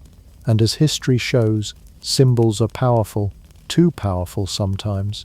But for now, in this chapter of her life, Hypatia still stood tall, a woman cloaked not just in wool, but in dignity, intellect, and unshakable purpose. By the early 5th century, Alexandria was less a city than a pressure cooker with the lid rattling furiously. Trade, wealth, and learning still flowed through its streets, but under the surface something darker boiled. Political authority, religious fervor, and intellectual pride collided in ways that made street brawls less like isolated incidents and more like a civic pastime. And into this volatile atmosphere walked Hypatia, brilliant, visible, and most dangerously of all, influential. Two figures dominated the chessboard of Alexandrian politics: Orestes, the Roman governor, and Cyril, the ambitious patriarch of Alexandria. Orestes represented imperial order, the official authority of the Roman state. Cyril represented the growing muscle of the Christian church, which had expanded from a persecuted minority into a majority force that wanted the city and its wealth firmly under ecclesiastical control. The problem: Orestes and Cyril detested each other. Their rivalry turned Alexandria's already restless streets into battlegrounds. Riots, assaults, and whispered plots were routine. Each side had its factions: imperial loyalists, militant Christians, stubborn pagans, and Jewish communities, all jostling for survival in a city where every prayer could be interpreted as a political act. Caught in this tug-of-war was Hypatia. She wasn't a general, a soldier, or even a politician, but she was a public intellectual whose advice mattered, and that unfortunately made her a pawn too tempting for either side to ignore. Orestes, by most accounts, found in Hypatia not just a friend but an invaluable counselor. In an age where advisor usually meant a grizzled bureaucrat or an oily court flatterer, having a philosopher, especially a woman, guide decisions was unusual. Hypatia's Neoplatonic training gave her a reputation for rationality and balance, two qualities Orestes sorely needed while mobs roamed Alexandria with clubs and rocks. To Cyril and his supporters, however, this friendship looked suspicious. A pagan woman whispering in the governor's ear? Surely she wasn't offering rational balance? Surely she was plotting against the church? Never mind that Hypatia herself had students who were Christians, or that her own writings reveal a focus on mathematics and philosophy, not religion. In the warped logic of factional politics, proximity to power was guilt enough. The situation escalated in ways that would make even modern political scandals look tame. Jewish and Christian groups clashed violently in the streets. Each faction accused the other of blasphemy, treachery, or conspiracies, and neither side shied away from bloody retaliation. At one point, riots between Jews and Christians grew so violent that Orestes publicly sided against Cyril, earning himself the wrath of the patriarch's loyalists. Cyril, never one to step back from a confrontation, escalated further. He expelled Jews from the city, a move both dramatic and destabilizing. Alexandria's population had always been a mosaic, and ripping out one of its pieces only worsened the instability. Orestes, furious at the patriarch's overreach, sought to maintain Roman authority in the city. The feud between the two leaders became a proxy war between church and state. Hypatia, for her part, remained outwardly above the fray, cloaked in the dignity of philosophy. But neutrality doesn't exist in a world where everyone wants you on their side. By continuing her friendship with Orestes, she signaled opposition to Cyril, at least in the eyes of those eager to find a villain. What made Hypatia such a dangerous figure wasn't just her intellect. It was the perception of her influence. To her students, she was the embodiment of reason, eloquence, and intellectual freedom. To Orestes, she was a counselor worth listening to when political storms raged. To Cyril's supporters, she was something more sinister, a pagan sorceress using charms and philosophy to bewitch the governor. This last accusation may sound absurd today, but in the 5th century the line between philosopher and magician was blurry in popular imagination. Neoplatonism dealt in lofty metaphysics, mathematics, and the structure of the cosmos, exactly the kind of heady ideas that could be twisted by enemies into claims of witchcraft.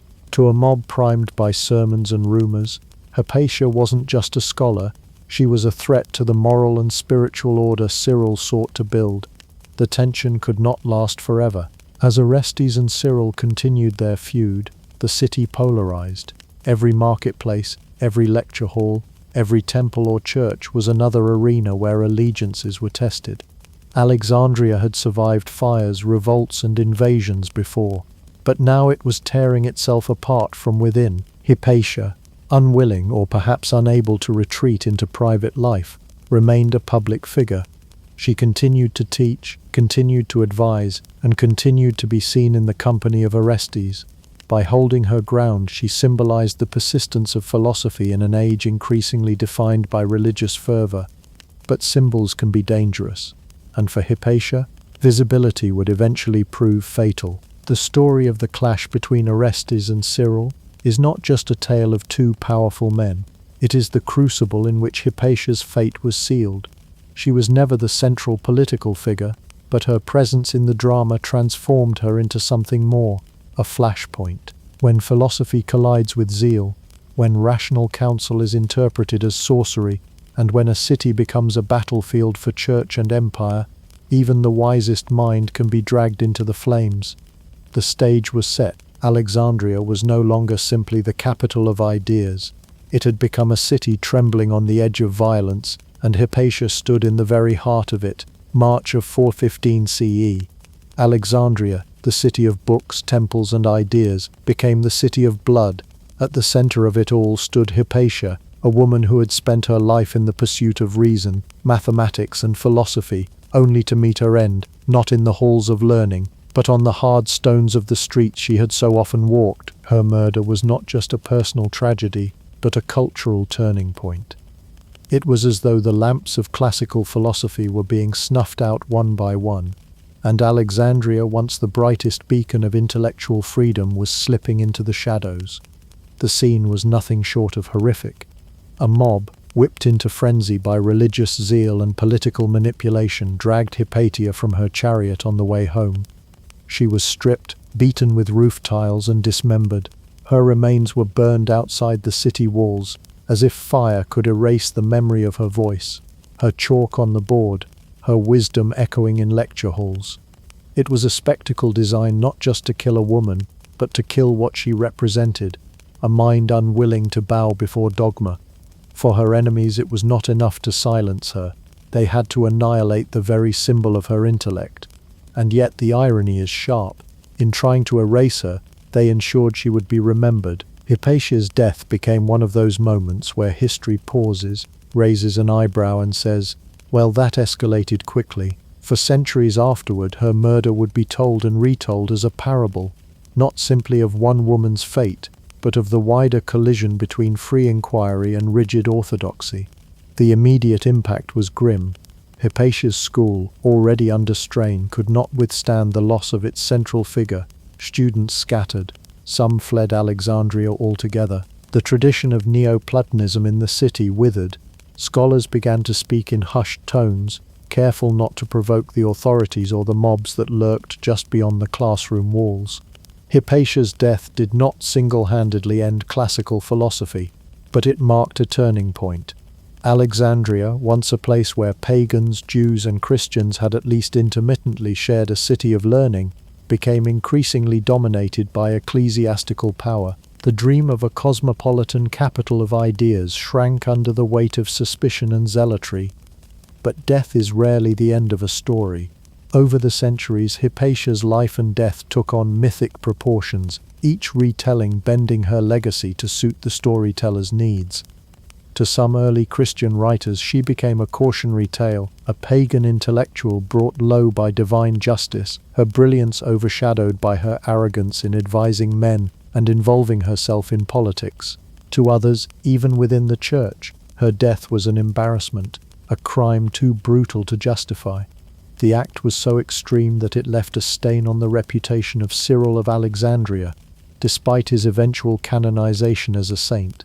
Even holiness could not completely wash away the association with Hypatia's blood.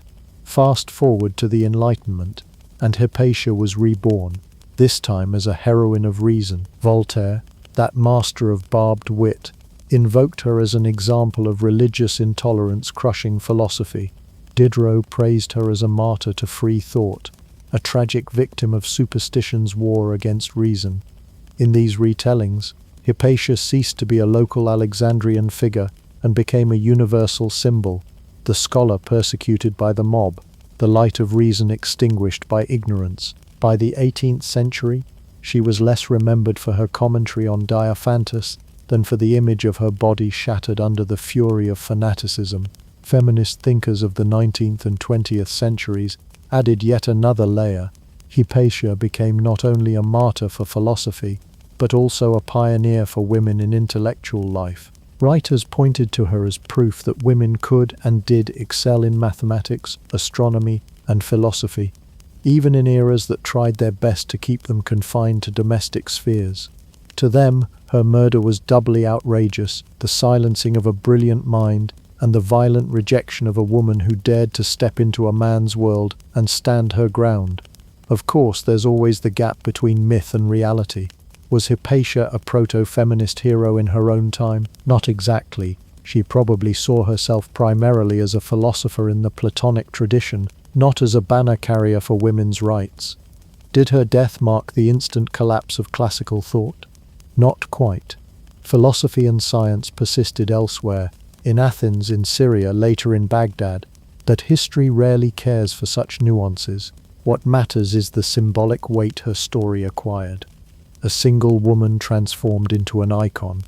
Her chalk-dusted fingers and quiet logic elevated into a rallying cry for generations she never lived to see. Today, Hypatia's name is carved into libraries, schools, and even asteroids. She appears in novels, plays, films, and history books. Astronomers honor her with craters on the moon. Philosophers invoke her as a patron of intellectual courage. And every retelling, no matter how embellished, circles back to the same truth. Hypatia lived and died as a scholar committed to reason, and she fell victim to a society where power, fear, and zeal trumped dialogue. In the end, Hypatia's legacy is less about the specific theorems she explained or the astrolabes she helped refine, and more about the idea that the pursuit of knowledge can be dangerous, but also unkillable. Her body was torn apart, but her story refuses to vanish. The mob may have silenced her voice, but history has given her the last word.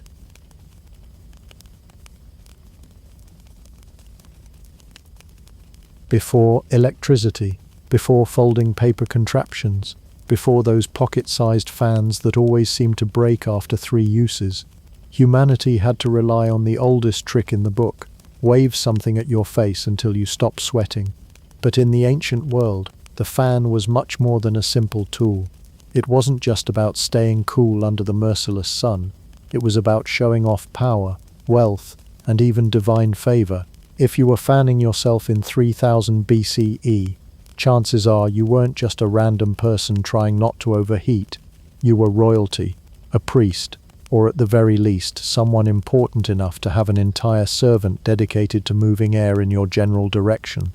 Let's start in ancient Egypt, where the desert sun did not play around. Tomb paintings and temple carvings show attendants waving enormous fans at pharaohs who were far too busy ruling the known world and wearing gold on every available surface to be bothered with perspiration. These weren't the dainty collapsible fans you might imagine. They were enormous, often taller than the attendants themselves. Crafted from ostrich feathers, palm leaves, or gilded materials, they were mounted on long handles, sometimes encrusted with jewels. Imagine a massive feather duster crossed with a royal scepter, and you'll have the right idea. But here's the key. These fans weren't simply for cooling. They were symbols of divine protection. When a servant fanned the pharaoh, it wasn't just to make sure he didn't sweat through his linen kilt. It was also a ritual act, keeping away flies and evil spirits. Air itself was associated with breath, life, and the gods. So creating a sacred breeze was practically an act of worship. To hold one of these fans wasn't just a privilege, it was a religious duty. That's right, somewhere out there the ancient job title royal fan bearer was both a career and a spiritual calling. Try putting that on your LinkedIn. Across the ancient world in Mesopotamia, fans carried similar weight. In the sweltering heat of Babylon and Assyria, palaces and temples incorporated ceremonial fans made from palm fronds or reeds. These fans were not just functional, they were emblems of authority. Kings were often depicted holding staffs in one hand and standing next to attendants with fans in the other. The message being, "I am so powerful, I don't even have to swat the flies myself." Much like the Egyptians, Mesopotamians viewed the act of fanning as both practical and sacred, tied to cleansing rituals and the idea of controlling one's environment in a harsh and unpredictable world. Meanwhile, over in India, the fan had yet another identity. Known as the chari or chamara, it was usually made from yak-tail hair fixed to a handle of ivory, silver, or sandalwood. Unlike in Egypt or Mesopotamia, where fans were mostly for royals and gods, in India they found a home in both palaces and temples. Priests used chamara fans to honor deities during rituals, wafting sacred air toward idols of Vishnu, Shiva, or Buddha. This wasn't about cooling down a god, since presumably omnipotent beings don't sweat. It was about showing reverence, creating a purified space with each ceremonial wave. Of course, in everyday life simpler versions of fans existed too. Palm leaf fans were common across India and could be woven into mats, baskets, or, with a bit of creativity, into something you could wave around to survive the monsoon heat. But again, the fan quickly moved beyond the category of household tool and into the realm of cultural symbol. In Indian art and literature, the presence of a kamara indicated nobility, wisdom, or divine favor. A king seated with attendants waving fans over him was instantly recognizable as a ruler of cosmic importance. What ties Egypt, Mesopotamia, and India together is the way they all transformed the fan from a simple object into a marker of status and sacredness. In societies where survival often depended on who had power, a fan became the perfect emblem. It was both practical, nobody wants their king passing out from heat stroke, and symbolic. A breeze wasn't just cooling, it was life-giving. And let's be honest, the sheer extravagance of some of these fans bordered on the ridiculous. Ostrich feathers were expensive and had to be imported. Handles of gold inlaid with precious stones weren't exactly mass-market items. These weren't fans for the people. They were displays of wealth so over the top that if you saw someone holding one, you knew immediately this person either ruled the kingdom or worshipped the gods who ruled the kingdom. Perhaps the most telling sign of how important fans were is their appearance in burial sites. Pharaohs and high officials were buried with ceremonial fans, ensuring that in the afterlife they would still have someone to keep them comfortable. Imagine believing that even in eternity you might need an attendant to swat away flies. That's the level of luxury fans represented comfort so essential it followed you into the next world. So the first wave of air wasn't just a breeze on a hot day. It was a breeze of politics, religion, and power. These early fans weren't about fashion or flirtation. They were heavy, imposing, sacred, and designed to remind everyone watching this person is important enough never to break a sweat. If ancient Egypt gave us the first symbolic wave of the fan, China and Japan transformed it into a masterpiece, part gadget, part artwork, part social code. This wasn't just someone tying feathers to a stick anymore. It was cultural engineering, a folding marvel that blended function with elegance, and in true East Asian fashion, it came with layers of meaning, ritual and subtlety that could turn a casual fanning motion into a social statement. While flat, rigid fans had existed across Asia for centuries, the folding fan is generally credited to China around the Han Dynasty, roughly 2nd century BCE to 2nd century CE. The brilliance of the design was its portability, a fan that could collapse neatly and expand with a flick of the wrist, like the ancestor of every pocket tool mankind would later obsess over. Imagine the Swiss Army knife of air circulation, but silk-covered and painted with landscapes instead of corkscrews. By the Tang Dynasty, folding fans were not just practical but fashionable. The elites commissioned them from silk, decorated with elaborate ink paintings, poems, and calligraphy. A fan became more than a device, it was a canvas, a way to carry art in your hand. If you couldn't afford a scroll to display in your study, you could at least wave around a painted crane or pine tree while pretending to be wise. The folding fan in China soon transcended its cooling function and entered the realm of coded communication. A fan flick wasn't just a fan flick. It could mean flirtation, disdain, or intellectual superiority. Poetry was often inscribed across their folds, allowing subtle exchanges between scholars or lovers. Holding a fan slightly open, for instance, might conceal one's smile, while snapping it shut could indicate impatience. By the Ming Dynasty, the fan had become an essential tool for scholars and literati, often gifted as tokens of friendship or respect. Owning a fan painted by a famous calligrapher was like owning a limited edition signed vinyl record today. Except instead of blasting music, you wafted a breeze while showing off your refined taste.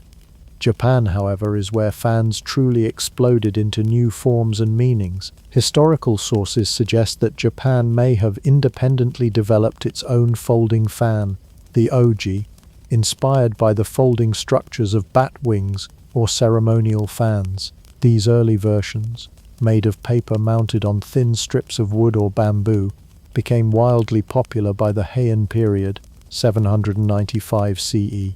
And here's where it gets fascinating.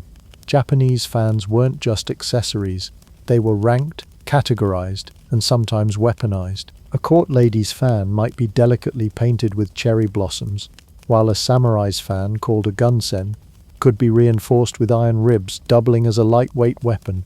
Imagine trying to fan yourself politely at a summer festival, only to remember you're essentially holding a concealed blade. Japanese kabuki theater elevated the fan to an art form in itself. Actors used fans as extensions of their movements, transforming a folded sliver of bamboo and paper into swords, lanterns, or even waves on the ocean. One simple prop could suggest entire landscapes with a well-placed flick of the wrist. The audience wasn't just watching a play, they were watching the semiotics of fans unfold in real time. Meanwhile, in formal rituals, fans carried heavy symbolism. Samurai used fans in court ceremonies as tokens of rank and etiquette, carefully choreographed in bowing rituals. Even in death, fans followed their owners, often placed in coffins as a final mark of dignity. And of course, fans became tools of subtle romance. In a society where propriety and modesty were paramount, fans allowed gestures that words could not. A woman might shield her face with a fan to indicate shyness, or drop one deliberately for a man to pick up, a gesture that carried an unmistakable undertone of invitation. Japanese poetry often likened fans to moonlight blossoms or fleeting love, symbols of beauty that could vanish with a single snap shut. Both in China and Japan, fans evolved into wearable art pieces. These weren't just functional items but aesthetic statements, matched to seasonal festivals, kimono patterns, or one's scholarly pursuits. Exquisite fans were carried during summer festivals, New Year celebrations, and aristocratic gatherings. By the Edo period in Japan, entire industries were devoted to crafting ornate fans, with guilds controlling production, quality, and trade. The Japanese even used fans as canvases for advertising, painting shop names, kabuki actors, or political messages. Think of it as carrying a handheld billboard that also kept you cool. A marketing genius move centuries before t-shirts and tote bags became promotional tools. As trade expanded, these refined fans eventually reached Europe via merchants and missionaries, sparking a craze for folding fans among the aristocracy. But that's a story for another chapter. What mattered here was that China and Japan had elevated fans into objects of artistry, storytelling, etiquette, and communication. In short, in East Asia, the fan was no longer just a tool to cool sweaty foreheads. It was a stage prop, a weapon, a love letter, and a work of art rolled into one. A flutter of fabric on bamboo carried the weight of centuries of meaning. And if you ever thought a fan was just something your grandmother waved in church on a hot day, well, China and Japan would like to politely fold that idea away. If you've ever tried to sit through a summer in Persia or the Arabian Peninsula without a fan, you'd probably start questioning your life choices within 5 minutes. The Islamic world, stretching from the deserts of North Africa to the glittering courts of Baghdad and Istanbul, had a very practical relationship with fans: survival. But as with everything else in these civilizations, practicality rarely existed without beauty, refinement, and a touch of ostentation. Fans were more than tools. They were symbols of status, artistry, and connection to a wider cultural and economic world. In Persia, where luxury was practically a state policy, fans quickly became an object of refinement. Courtly culture revolved around displaying wealth in subtle and not so subtle ways. Silk garments dyed in brilliant colors, gardens filled with fountains that whispered of paradise, and of course, handheld fans made of ivory and decorated with intricate carvings. A simple palm leaf fan would have sufficed to push the hot air around, but that wouldn't do for nobles who believed the finer the detail, the closer one came to heavenly perfection. Fans embroidered with gold thread, painted with floral motifs, or carved with Arabic calligraphy were not just cooling devices. They were portable art galleries fluttering in the hands of the elite. The Ottoman Empire took this tradition and elevated it into an art form that reflected their unique blend of cultures. Fans made their way into the palaces of Istanbul, where sultans presided over vast empires and harems buzzed with political intrigue. Here, a fan was not merely an accessory, it was part of the theatre of courtly life. Women of the harem often received lavish gifts of silk fans, their surfaces embroidered with shimmering gold thread and precious jewels. These fans were not the sort of thing you absent-mindedly waved in front of your face. They were designed to catch the light, to be noticed, to signal refinement and rank. A woman with a diamond-studded fan was not someone to be ignored. The climates of these regions, particularly the hot and arid deserts, only added to the fan's practicality. When the midday sun turned courtyards into ovens, fans became indispensable companions, whether made of feathers, silk, or ivory. They were used in mosques and palaces alike, helping dignitaries keep their composure under layers of heavy ceremonial robes. But what's particularly fascinating is how the fan was more than just a physical tool for comfort. It became deeply symbolic.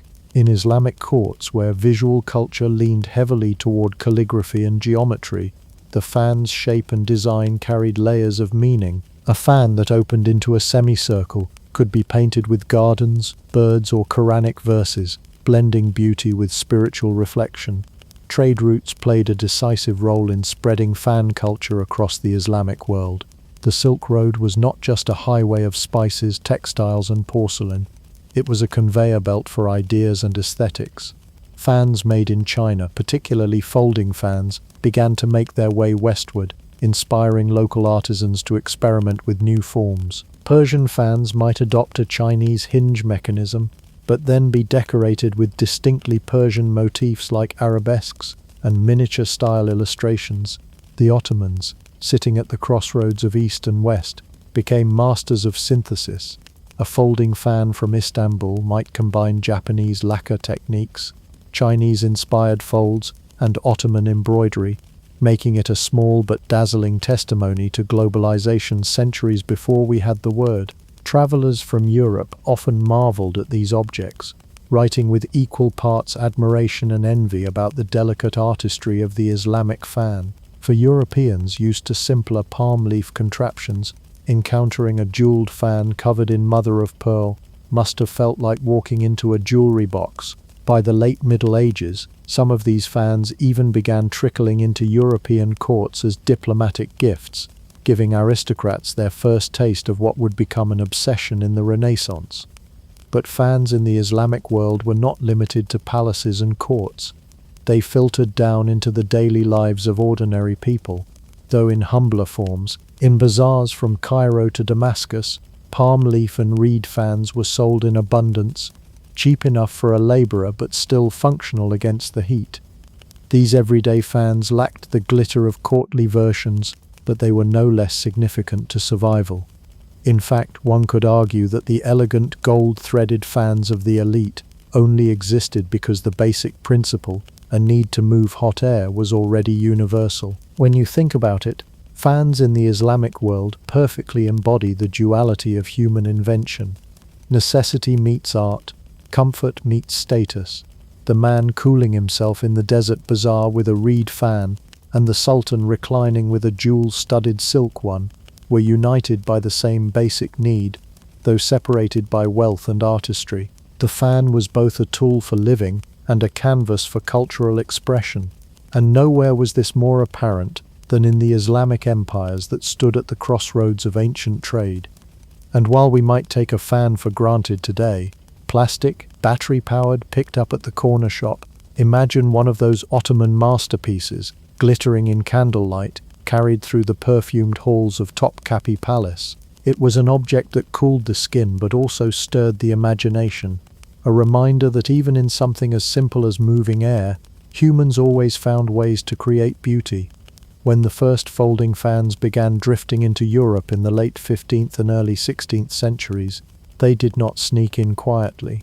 They arrived with all the drama of a theatre debut, exotic, elegant, and unlike anything European courts had seen before. It was Portugal and Spain who first carried them back, courtesy of their voyages to Asia.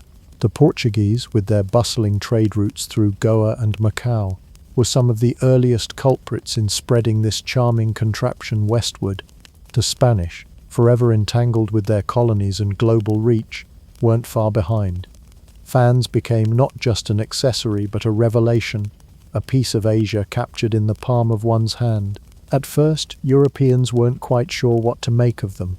Some viewed fans as eccentric trinkets, others as luxury curiosities, and a few perhaps as a new way to hide one's boredom at long political speeches. But before long, their allure became undeniable. By the Renaissance, fans weren't simply functional.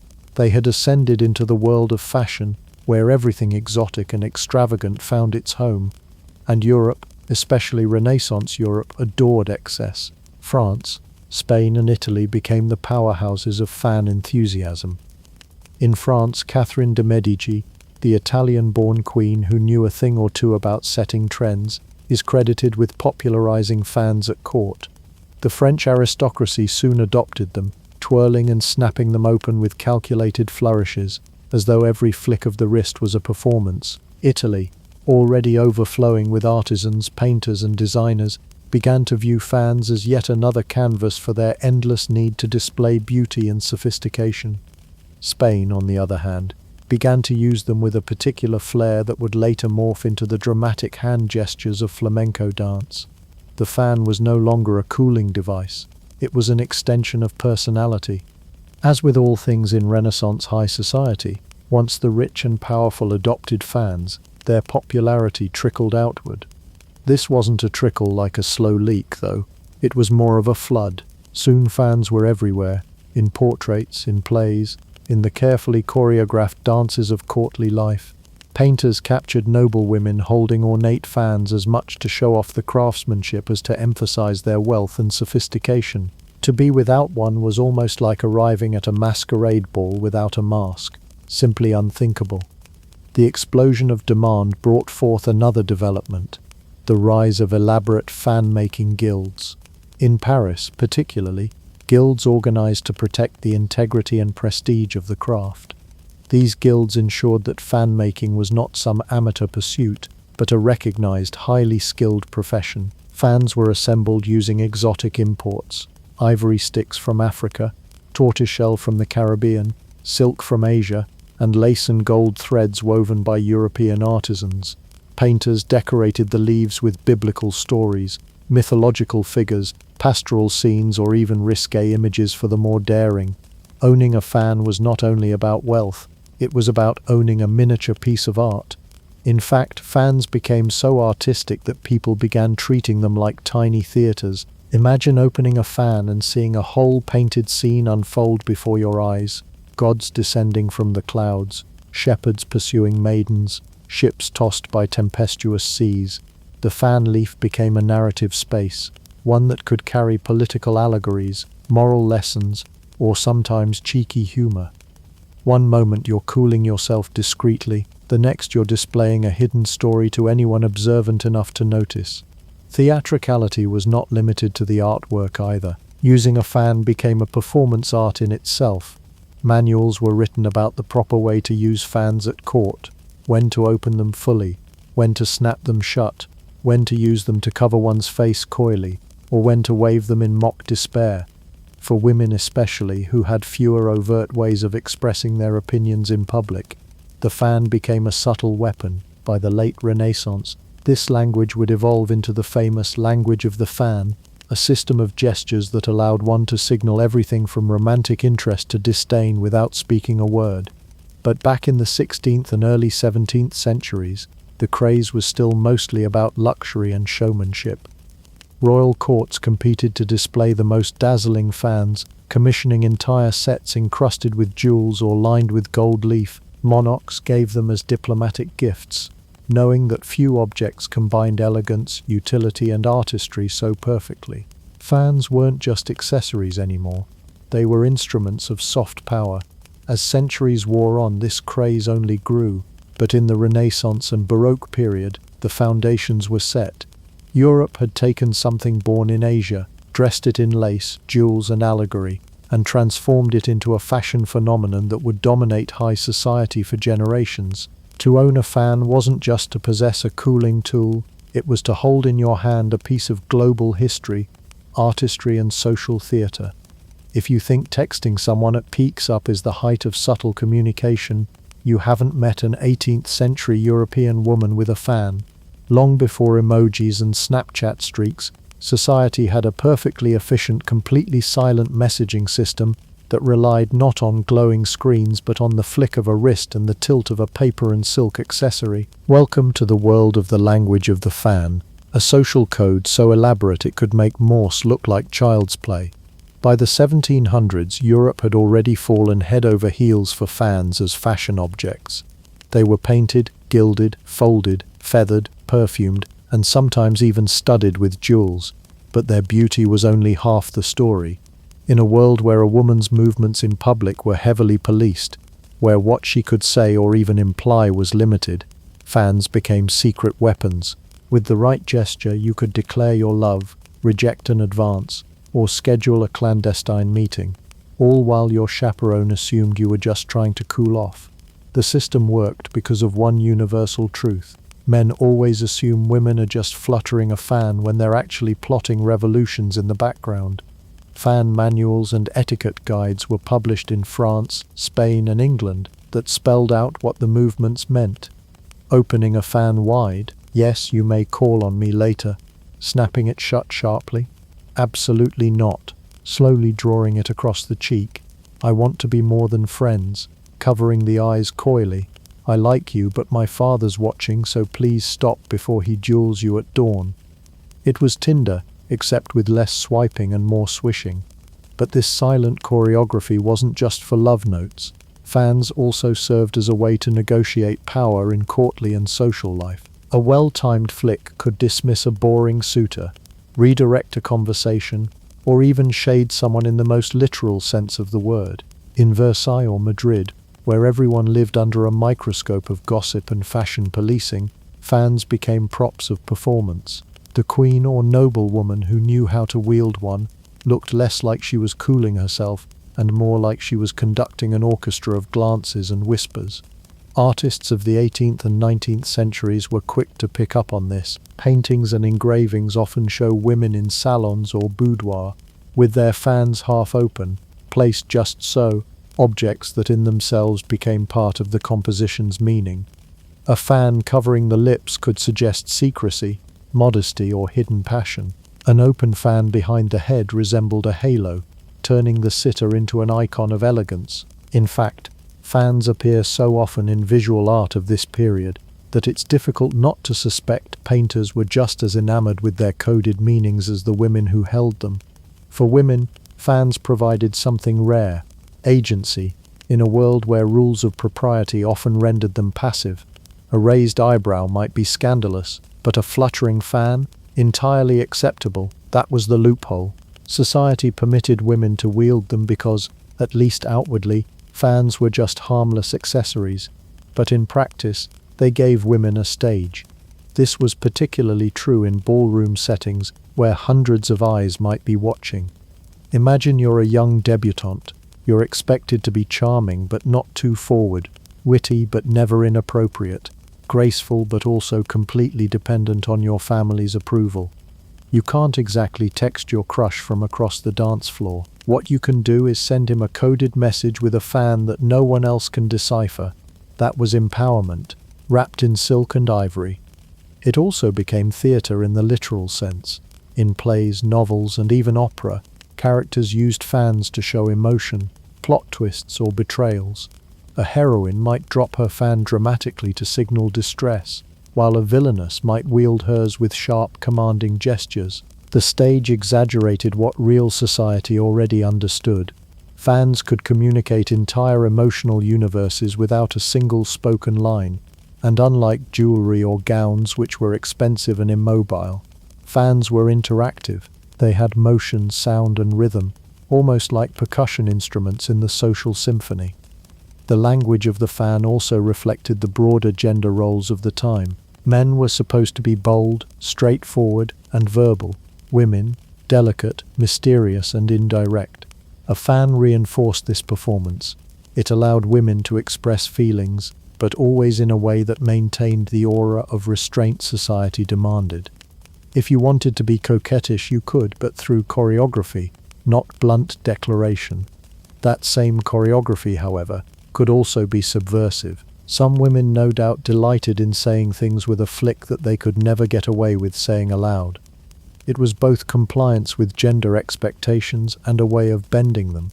Of course, like any form of coded communication, the language of the fan had its pitfalls. One misplaced flutter could turn "meet me at midnight" into "leave me alone forever." Scholars debate how universal or standardized the signals really were. Some etiquette books may have exaggerated the practice, turning a playful flirtation into something more systematic than it ever truly was. Still, whether or not there was a universally agreed upon fan dictionary, the cultural belief in one mattered just as much. If everyone thought a fan flutter meant something, it became real in the moment. By the 19th century, with the rise of mass-produced fans and expanding middle-class social life, the coded fan language became more of a charming myth than a strict reality. But it endured in romantic novels and nostalgic accounts, leaving us today with the delightful idea that, once upon a time, love letters were written not with ink but with silk and feathers. So the next time someone complains about modern dating being complicated, remind them that in the 18th century, romance depended on whether you waved your fan too fast or too slow. Subtle? Yes. Stressful? Absolutely. Beautiful? Without a doubt. Fans weren't just tools for cooling, they were tools for speaking, for resisting silence, and for dancing with meaning in every breeze. If the earlier chapters were about the fan as a symbol of luxury, artistry, and flirtation, then the 19th century blew in with a very different breeze: practicality, efficiency, and machinery. The Industrial Revolution was busy cranking out everything from locomotives to sewing needles, and nestled in this era of steam and steel was the humble fan, caught between the worlds of handmade artistry and mass production. The transformation was as dramatic as swapping silk slippers for factory boots. Before the machines took over, fans were small masterpieces. Each one passed through the careful hands of artisans who cut ivory sticks, embroidered silk, painted tiny pastoral scenes, or even applied powdered mother-of-pearl with brushes thinner than a whisper. These fans could take weeks or months to complete, and naturally, their cost was as lofty as their owners' powdered wigs. But as factories rose and gears turned, the fan was swept up in the industrial tide. Suddenly, something once reserved for duchesses and courtesans could be cranked out by machines in bulk. Printing presses in particular revolutionized the fan world, where once an artist would labor for hours painting a mythological tableau of Venus reclining among roses. Now lithography and block printing could reproduce hundreds of scenes with a pull of the lever. Fans became cheaper, more accessible, and increasingly democratic. A mill worker in Manchester might not own a silk gown, but she could have a printed paper fan with bright patterns, bringing a small touch of elegance to even the sweatiest of factory floors. The paradox was delicious. Machines that made the air heavier with smoke and soot also gave rise to affordable tools to stir that air away. But industry didn't just democratize the fan, it commercialized it. Merchants quickly realized that fans, with their wide, eye-catching surfaces, were the perfect billboards for products.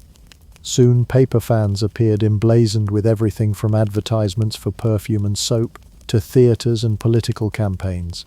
Imagine waving your fan to stay cool at the opera, only to find yourself subtly endorsing a brand of tonic water or the candidacy of a parliamentary hopeful. It was advertising before neon signs and glossy magazines, a breeze carrying not only air but also slogans.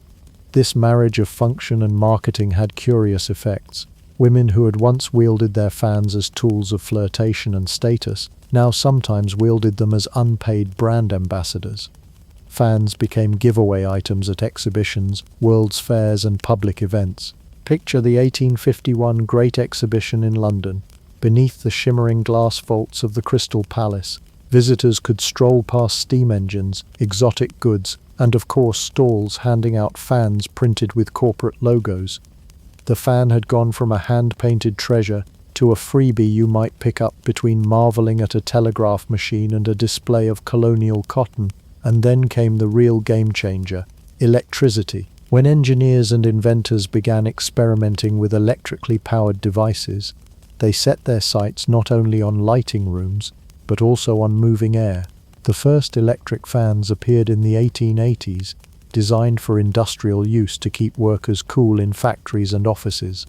Unlike their dainty handheld cousins, these fans were made of iron and brass, heavy enough to double as a murder weapon in a Victorian detective novel. They hummed, whirred, and clattered, but most importantly, they didn't require delicate wrist action.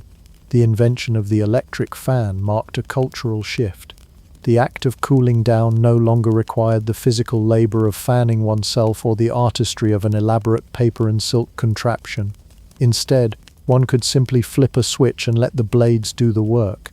This efficiency was thrilling in its novelty, but it also spelled doom for the handheld fan as an everyday necessity. After all, why carry around a fragile folding fan when a machine could blow enough air to ruffle your newspapers and extinguish your candles?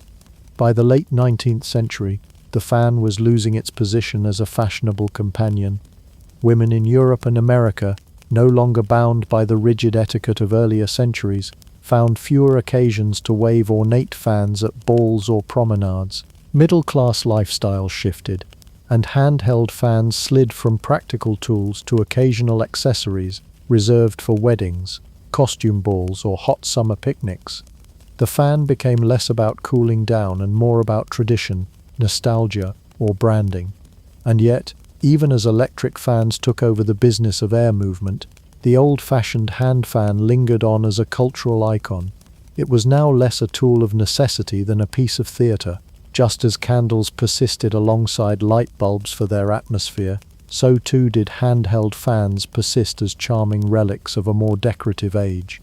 They were kept in boxes, handed down as heirlooms, or pulled out for ceremonial events. Meanwhile, The new electric fan, with its exposed blades and buzzing motor, became the unlikely heir to centuries of artistry, proving that progress sometimes looks less elegant but more effective. So the 19th century left us with a curious duality: the fan as a cheap advertising handout, fluttering in the hands of ordinary people, and the fan as a roaring electric device bolted to a wall in a factory. Between the two, the fan as a symbol of flirtation, artistry, and high society was slipping away. A technology that began as palm leaves in a pharaoh's procession now spun on whirring blades powered by dynamos. Humanity no longer had to rely on the elegance of wrists. The breeze had gone industrial. Fans, those simple yet endlessly adaptable tools for moving air, never quite fluttered out of existence. While they're no longer essential for everyday survival in the age of air conditioning, they continue to thrive as cultural icons, fashion statements, performance props, and even collectibles that whisper tales of centuries gone by. In fact, the fan today exists at a curious intersection of art, nostalgia, and practicality, where its delicate folds and flamboyant swishes remind us that sometimes the smallest accessory can carry the weight of entire traditions. One of the most obvious modern arenas where fans still hold court is fashion. Designers adore them because they're theatrical by nature. One flick of the wrist can turn a plain runway walk into high drama. Fashion shows, especially haute couture in Paris or avant-garde collections in Tokyo, have resurrected fans as accessories, blending them into the choreography of models and the fantasy of clothes.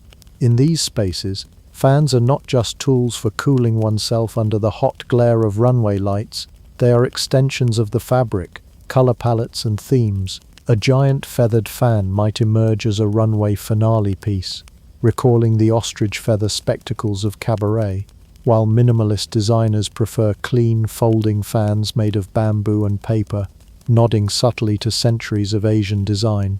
What was once a royal or aristocratic indulgence now becomes a democratic spectacle. Fashion, like the fan, loves reinvention. But while fashion makes fans into objects of momentary trend, certain performance traditions never let them fade in the first place.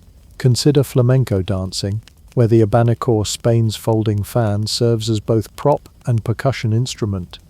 In the hands of a skilled dancer, the fan snaps open and closed with the rhythm of the music, punctuating stomps and twirls, while also accentuating the storytelling quality of the dance. Here, the fan isn't decorative fluff. It's a dramatic device, a way to express defiance, seduction, or grief without saying a word. In Japan, fans remain tied to ritual and stage performance. In Noh theatre, the fan is practically an extension of the actor's body. Even when characters aren't meant to be holding a fan in the narrative, performers still carry one, using its movements to suggest abstract actions. A closed fan might symbolize a sword, an open fan the flutter of wings, or a simple turn of the fan the passage of seasons. It's an entire symbolic vocabulary compressed into an object you could fold into your pocket. Modern cosplay has also adopted the fan, especially when portraying historical or fantasy characters. Fans in anime or manga adaptations often act as character-defining accessories, from the sly flick of a villain's folding fan to the dramatic, oversized fans wielded in battle sequences. Once again, the fan transcends utility to become an emblem of personality and performance. Meanwhile, in everyday culture, fans appear at festivals and parades around the world. At Japanese summer matsuri festivals, simple uchiwa, rigid flat fans are handed out both as cooling devices and as canvases for seasonal designs, goldfish, fireworks, or cherry blossoms. In Southeast Asia, woven fans crafted from palm or pandanus leaves are still sold in markets, not just as souvenirs but as actual tools in daily life, especially where electric cooling isn't universal. Even in the hottest nightclubs in Ibiza or New York, you'll find folding fans flashing open and shut, often sequined or neon-colored, becoming both fashion accessories and survival mechanisms against the crush of dancing bodies. Another world where fans thrive today is among collectors and museums. Antique fans are prized objects of curiosity. fetching high prices at auctions and carefully preserved in exhibitions. Entire museums, like the Fan Museum in Greenwich, London, dedicate themselves to showcasing centuries of design, from gilded Rococo masterpieces to Art Deco advertising fans. Collectors often treat these objects as both miniature paintings and engineering marvels, because really, folding a painting into 20 elegant ribs and having it snap open without tearing is a feat of design. Contemporary artisans, too, keep the tradition alive, crafting bespoke fans using techniques that haven't changed in hundreds of years. Workshops in Spain, Japan, and France continue to carve ribs from sandalwood, hand paint silk leaves, or stitch lace across delicate structures, offering proof that mechanized cooling hasn't extinguished the artistry of handheld breezes. This balance between heritage and reinvention is precisely why the fan has not gone extinct. On one hand, it represents deep cultural traditions, the coded gestures of Europe, the ritual elegance of Japan, the flamboyant rhythm of Spain. On the other, it adapts easily into modern needs and aesthetics, as runway props, festival souvenirs, or party accessories. Unlike the electric fan or the air conditioner, both practical but hardly poetic, the folding fan retains an aura of intimacy and human touch. It demands interaction, a flick of the wrist, a choice to either conceal or reveal. That's something technology can't replace. So while you're unlikely to see the average office worker dramatically unfurling a fan during a meeting, though honestly, maybe they should, the object's endurance is remarkable. It survives not because we desperately need it to survive a heat wave, but because it still speaks to something beyond utility: elegance, tradition, and performance. Whether it's cooling a flamenco dancer mid-spin, snapping open in a cosplay convention, or quietly displayed in a glass case, the fan continues to remind us that history isn't just written in books, it's carried in the breeze of things we still hold in our hands.